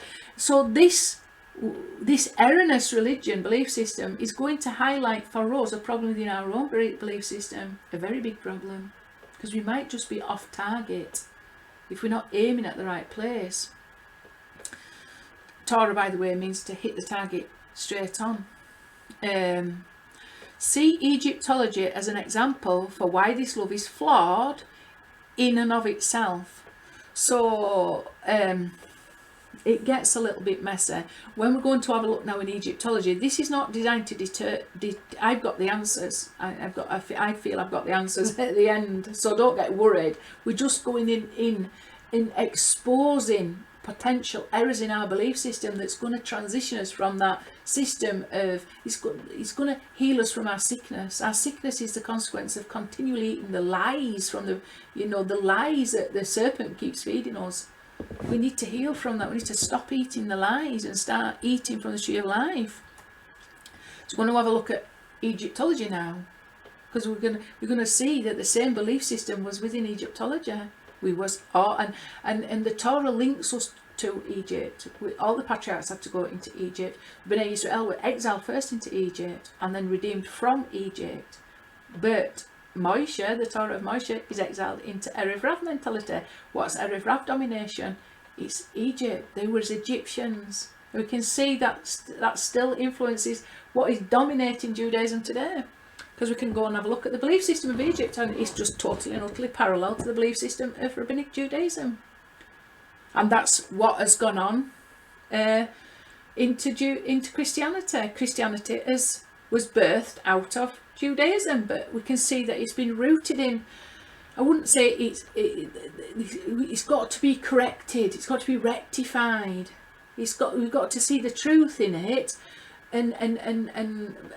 but take it away from the darkness, the lies. Okay, so the Eye of Ra and Shekinah. The Eye of Ra, or the Eye of Re, is a being in ancient Egyptian mythology that functions as a feminine counterpart to the sun god Ra, and the violent force that subdues his enemies. The violent force that subdues his enemies. Okay, the Eye is an extension. The Shekinah is called the Eye. It's linked to the eye, and Jerusalem is the pupil of the eye. Okay, the eye is an extension of Ra's power, equated with the disk of the sun, but it often behaves as an independent goddess.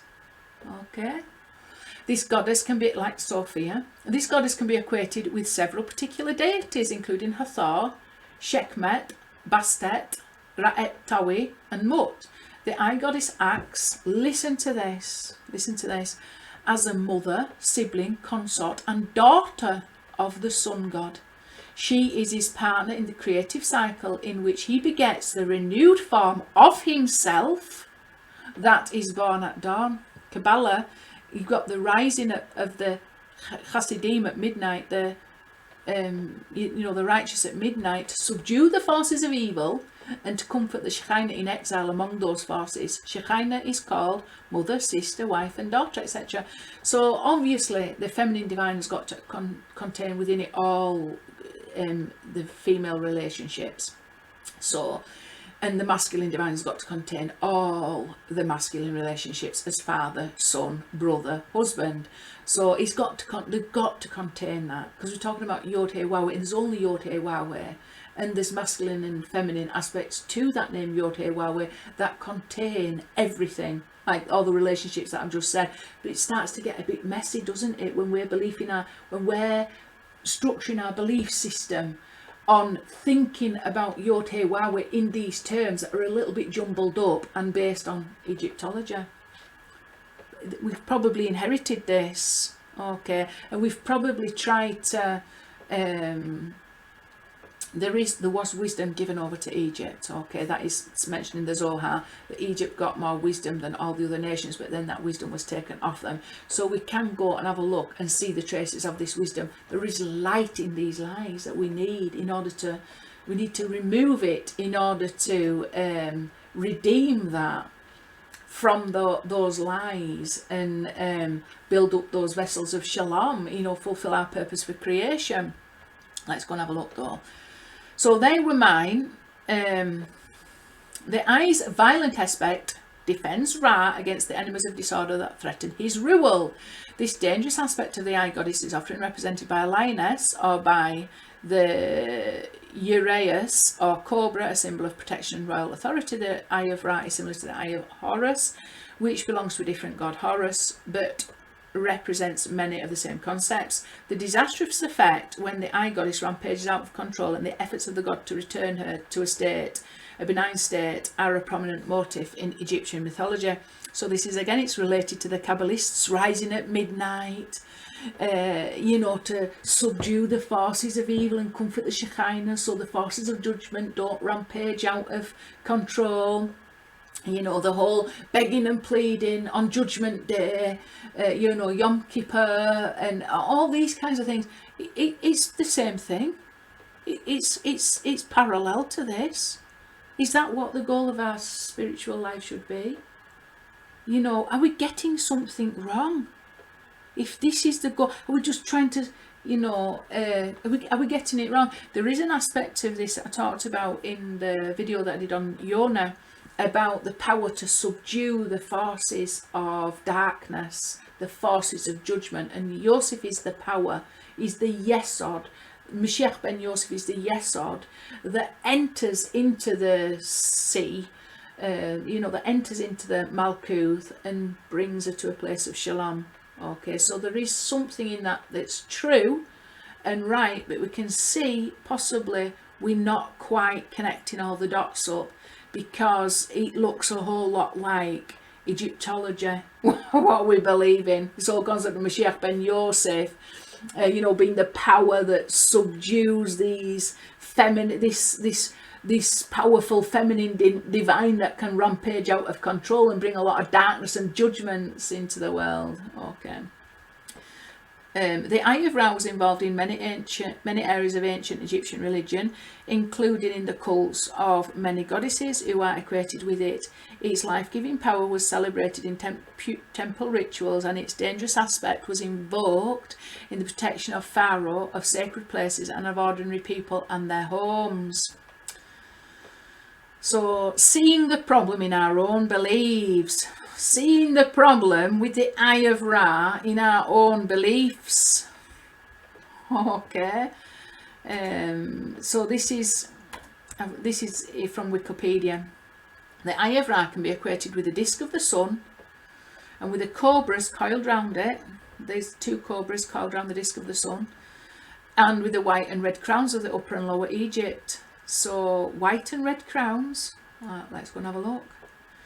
This sounds very much Kabbalistic. The red and white crowns being the crowns of Gevurah, red, and the crowns of Chesed, white. Upper Egypt, Lower Egypt being upper and lower Chochmah, wisdom, possibly, or the two crowns of Da'ath that are fallen into exile and separated.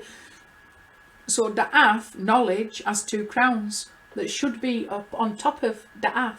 It should be one on top of the other, a red crown and a white crown, one on top. This is within Kabbalah, honestly, Kabbalah, that have fallen into exile. So when our knowledge fell from the place of the skull, it fell into the flesh, Edom, Esau, evil inclination. The crowns fell off it, and one went to the left arm, one went to the right arm. One went to the left arm, red, judgment. One went to the right arm. Okay, that are fallen into exile and separated. They should be one on top of the other, but instead are separated to the right and left arms, because Da'ath has fallen from the place of the skull, Golgotha, into the flesh. So where was Yeshua, Moshiach ben Yosef? Where did he die? He died at Golgotha.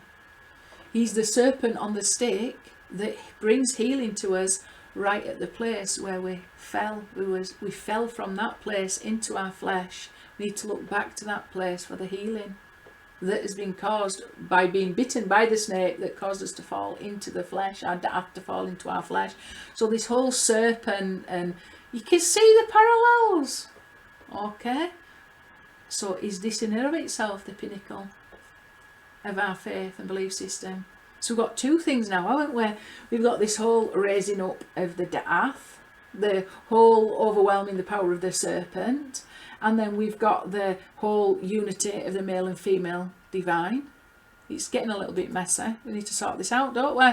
So exile, Egypt's exile must therefore represent wisdom, Sophia, question, or fall under Ath, knowledge, question. That's when I've put SCL, these are my initials. This is what I've wrote based on what I have researched. Okay, so these are my own questions to myself, but I'm sharing them with you.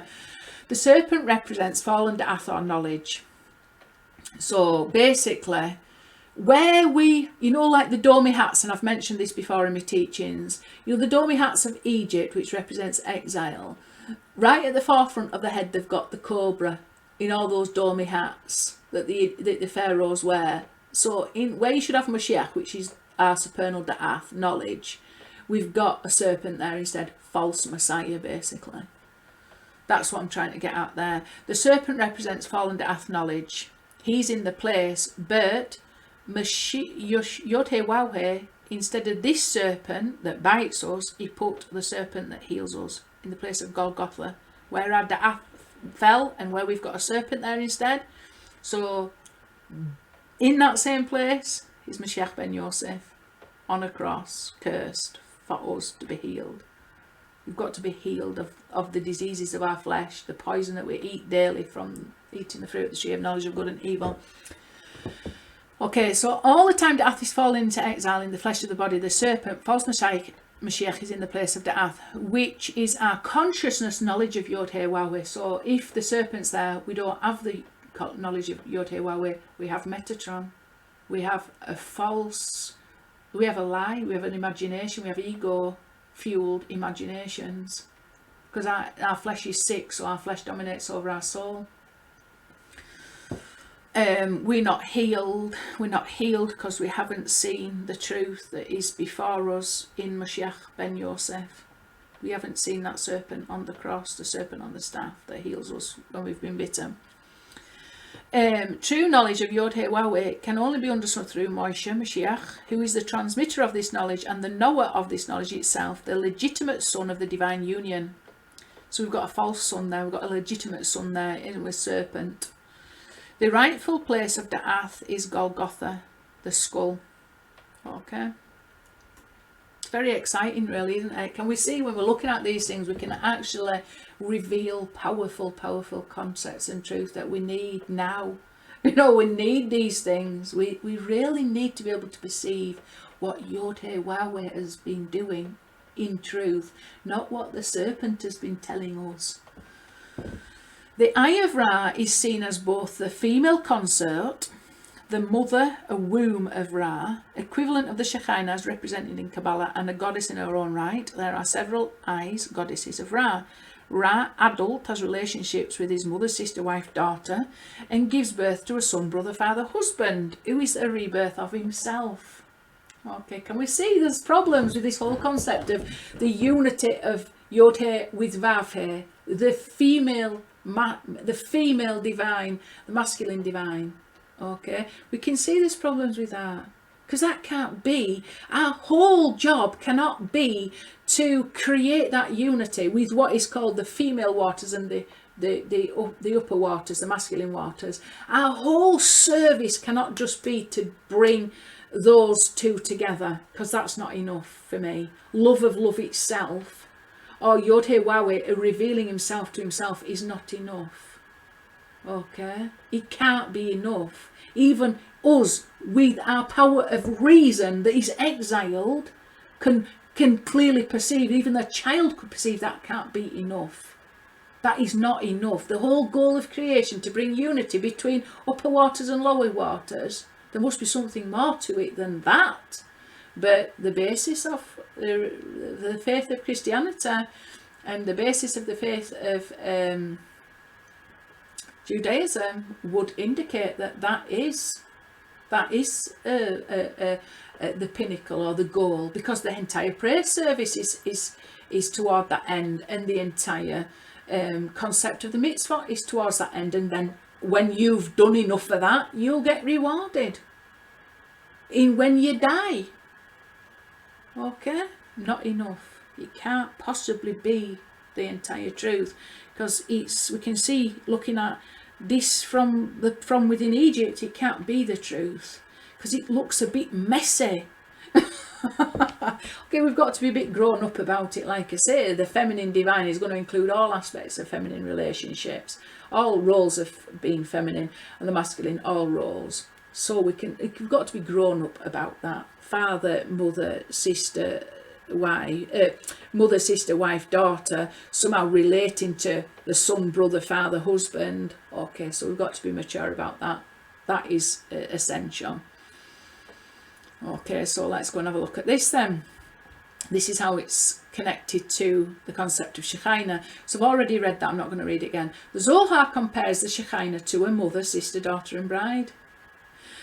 Kabbalists are also associated Shekinah with the clouds of glory, which guided the Israelites during the wandering in the desert, and the pillar of fire that warmed them at night.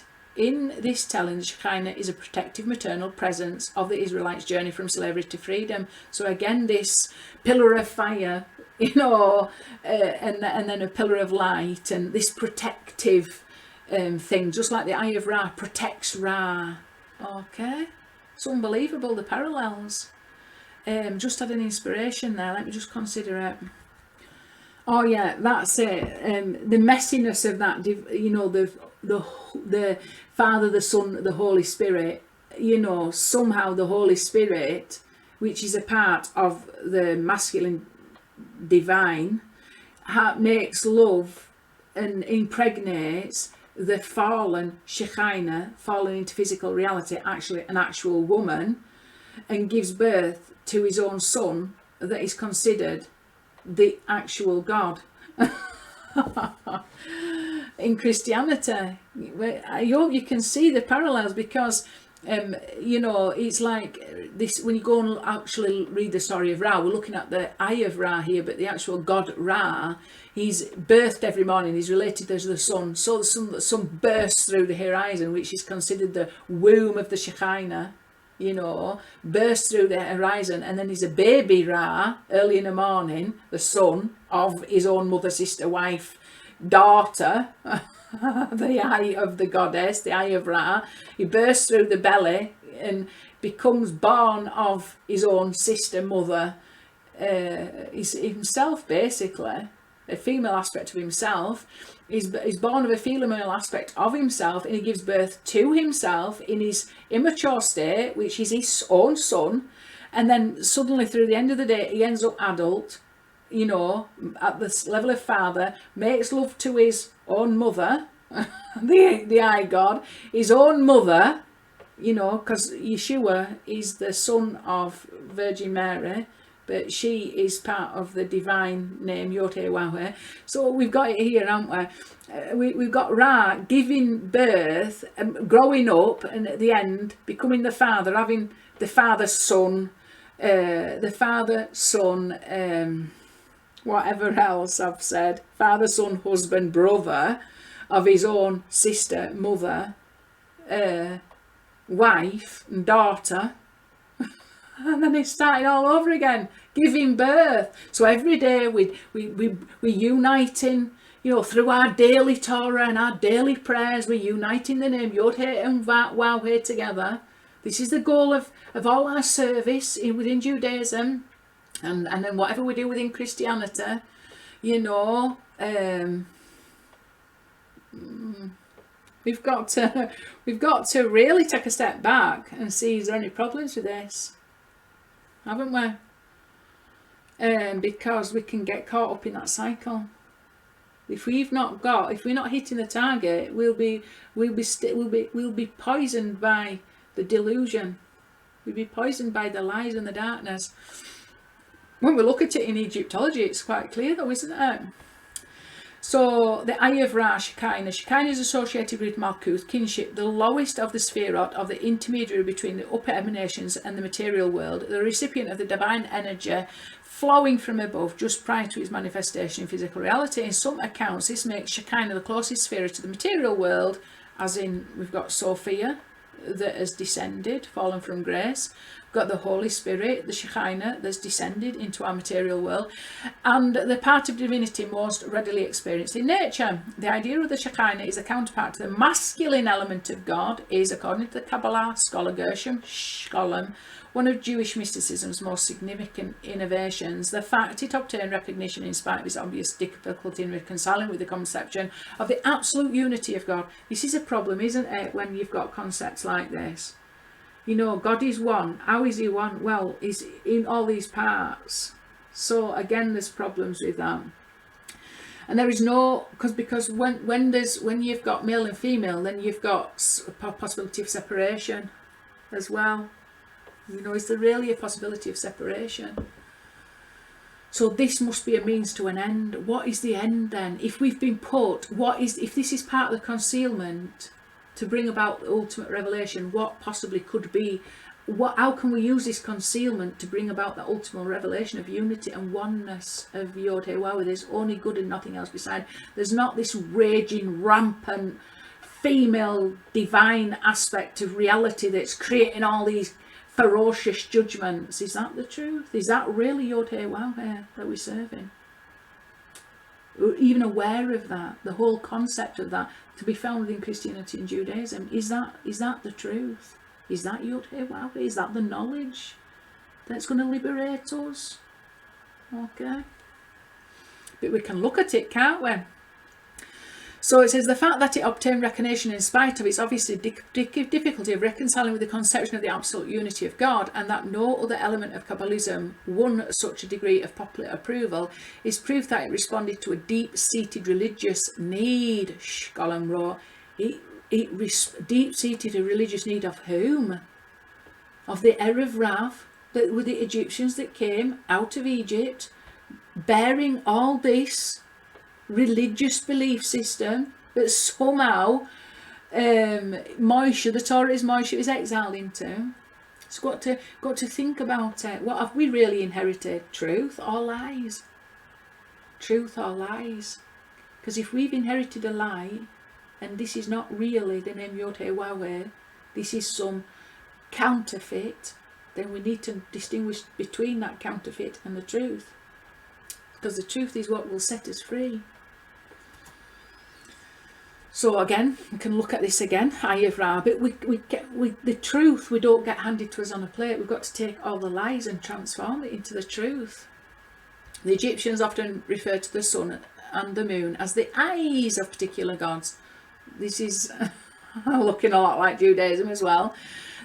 You know, the sun and the moon, the two Moshiachs, the right eye of the god of Horus, for instance, was equated with the sun, and his left eye equated with the moon. At times, Egyptians called the lunar eye the eye of Horus and called the solar eye the eye of Ra. So this is again the concept of Moshiach to be found. It's related to the eyes, related to the sun and the moon. Ra being the preeminent sun god in ancient Egyptian religion, both eyes were represented by the wedjat symbol down here, stylized human eye with the facial markings of a falcon that signified Horus. The Egyptologist Richard Wilkinson believes the two eyes of Horus gradually became distinguished as the lunar eye of Horus and the solar eye of Ra. However, Rolf Krauss argues that no text equates the eye of Horus with the sun and moon until in late Egyptian history, so the eye of Horus must have originally had some other significance. Okay, this is what gets me, because in Kabbalah it's like a moving target. Everything that's false is, you can't pin it down. Torah, you fire an arrow straight and it hits the target. When it's not Torah, you fire an arrow and the target's continually moving, because it's fluid. It can be one thing or the other. It's like a shapeshifter. It's a serpent, it's a reptile, it's a lie. So it's an illusion, it's a delusion, it's fantasy and fiction, it's not really there. It's like a mirage. You think it's Torah, it's moving all the time, so you can never really totally pin it down. And these are what false beliefs do. They move, they change form, they change shape, they confuse us, so we can't really discern what it actually is. We're looking at Metatrons like that. I've talked about this before. Try and find out exactly what Metatron is from all the sources that we've got. It's a moving target. It shifts shape. You think you've grasped the concept of Metatron and it shifts again. The only thing you can do is turn away from it. It can't be the truth. It's constantly changing. We told you how change is not. This is not YHWH, then it's constantly changing.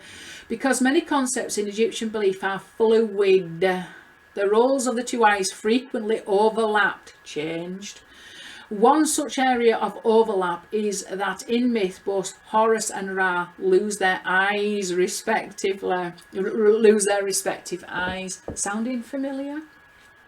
Sounding familiar because in Rabbinic Judaism, when they were presented with Yeshua, they removed his eyes. They took the letter ayin from his name, which represents an eye. Okay, so we can see this cannot be in and of itself the truth. And we cannot be bound to a belief system that this is the foundation on which we serve and worship YHWH and perceive YHWH. It's just false. We've got to reject it then, haven't we? And that leads us to answer that question then. If that isn't the pinnacle, if this isn't of itself the goal to which we're aiming, how can we transform all that we've learned and all that we've experienced and the truth that must be hidden in there, because no life sustains without truth hidden in there. Nothing can exist without a spark of truth. Nothing can exist without some aspect of the name YHWH within it. Okay, so what's the truth then?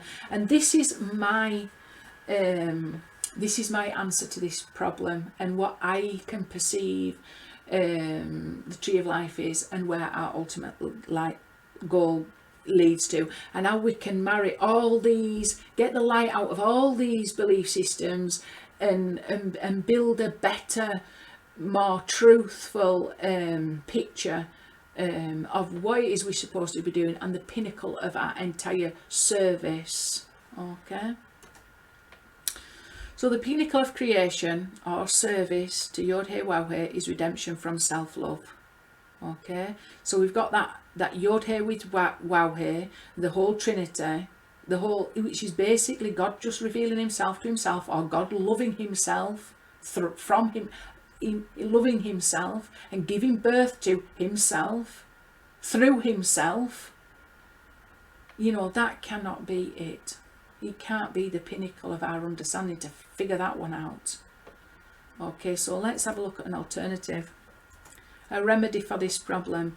The entire pinnacle of creation is not love, unity between the masculine divine and the masculine feminine. This is what I've been able to deduce so far, and I think I'm pretty on target. This is a reflection of YHWH's love for himself, which cannot possibly be the pinnacle of love, because it does not allow for total independence of entities that freely choose to love each other, because they can perceive for themselves that which is worthy of love within the love. YHWH cannot have set this whole system up simply to love himself and to reveal himself to himself. Okay, let's just get that bit straight. That cannot be YHWH. That is YHWH. He was a demiurge. That's YHWH we perceive when we're eating from the tree of the knowledge of good and evil, and we're too sick to know any different. However, this divine union, I'm talking about it from a mature point of view. I'm talking about that from a mature point of view. Now, not like, the complications that we get when we see the divine feminine in terms of mother, sister, daughter, wife and father, son, husband, brother. Okay. However, this divine union of the love of love gives birth to Moshiach, for the Jews, Yehuda the Jews, who bears his name, the name of his unity, birth through Yaakov and Leah. So we know Yaakov, which represents the Vav, had two wives, Leah, which represents the upper hair, and Rachel, which represents the lower hair. So this is the holiest way that I can discern the light that's hidden in all this confusion that we get from religion. Then the divine love of love gives birth to Moshiach ben Yosef. So we give birth to Moshiach through Leah, Yaakov and Leah, who comes in his name also. We got Yosef in the Christians, and this is through divine union of Yaakov and Rachel.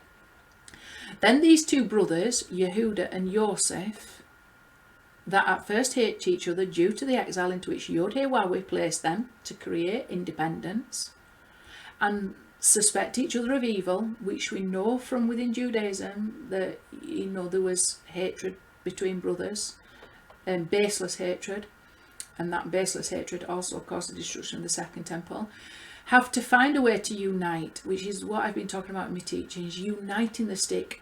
The revelation of the name YHWH is found in Moshiach with the revelation of the light of the name YHWH is found within Christianity.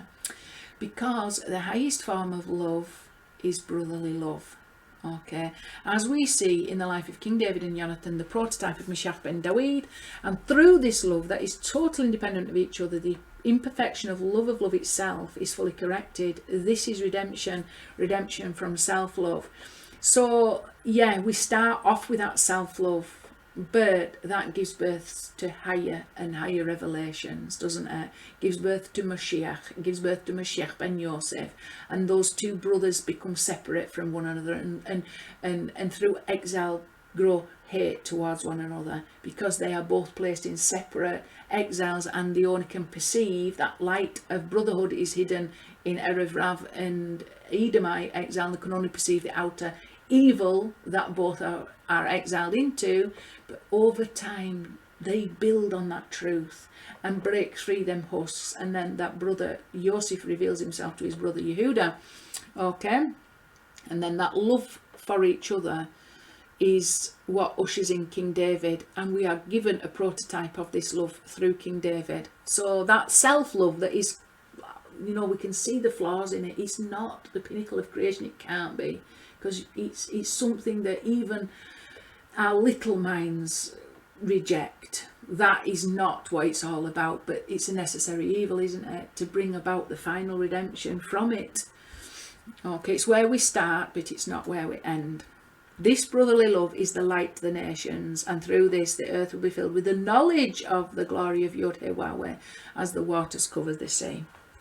And the evidence of that, the pinnacle of creation, brotherly love, we can see it in David here. And it was as he finished speaking to Saul that Jonathan's soul had become attached to David's soul, and Jonathan loved him as himself.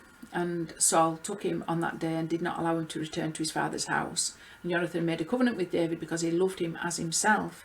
And Jonathan stripped himself of the cloak which was on him and gave it to David, and his garments, even to his sword, and even to his bow, and even to his girdle. And David went out wherever Saul would send him. He would succeed accordingly. Saul appointed him over the soldiers, and he was pleasing in the eyes of all the people, and also in the eyes of Saul's servants. Okay, that's 1 Samuel 18. So we've got this example, this perfect example, that under David, we've got this concept of brotherly love, which, as we can see, is so much greater than self-love, because it came from a place of independence. It wasn't in Jonathan's best interest to love David more than himself, because he was the heir to the throne, and David ultimately became the heir to his throne. So it was total unselfish love. Love for the sake of heaven. I am distressed for you, my brother Jonathan. You were very pleasant to me. Your love was more wonderful to me than the love of women. Okay, so it's not about, ultimately the pinnacle is not just marrying together the female, the concept of the female divine and the female and the male divine coming together and revealing the name YHWH. It's uniting those two revelations of the name YHWH together in brotherly love, and for that then to enter into the vessels of shalom that are perfected physical reality. Okay, and I've talked about that a lot. With that then, I will say shalom. Please subscribe.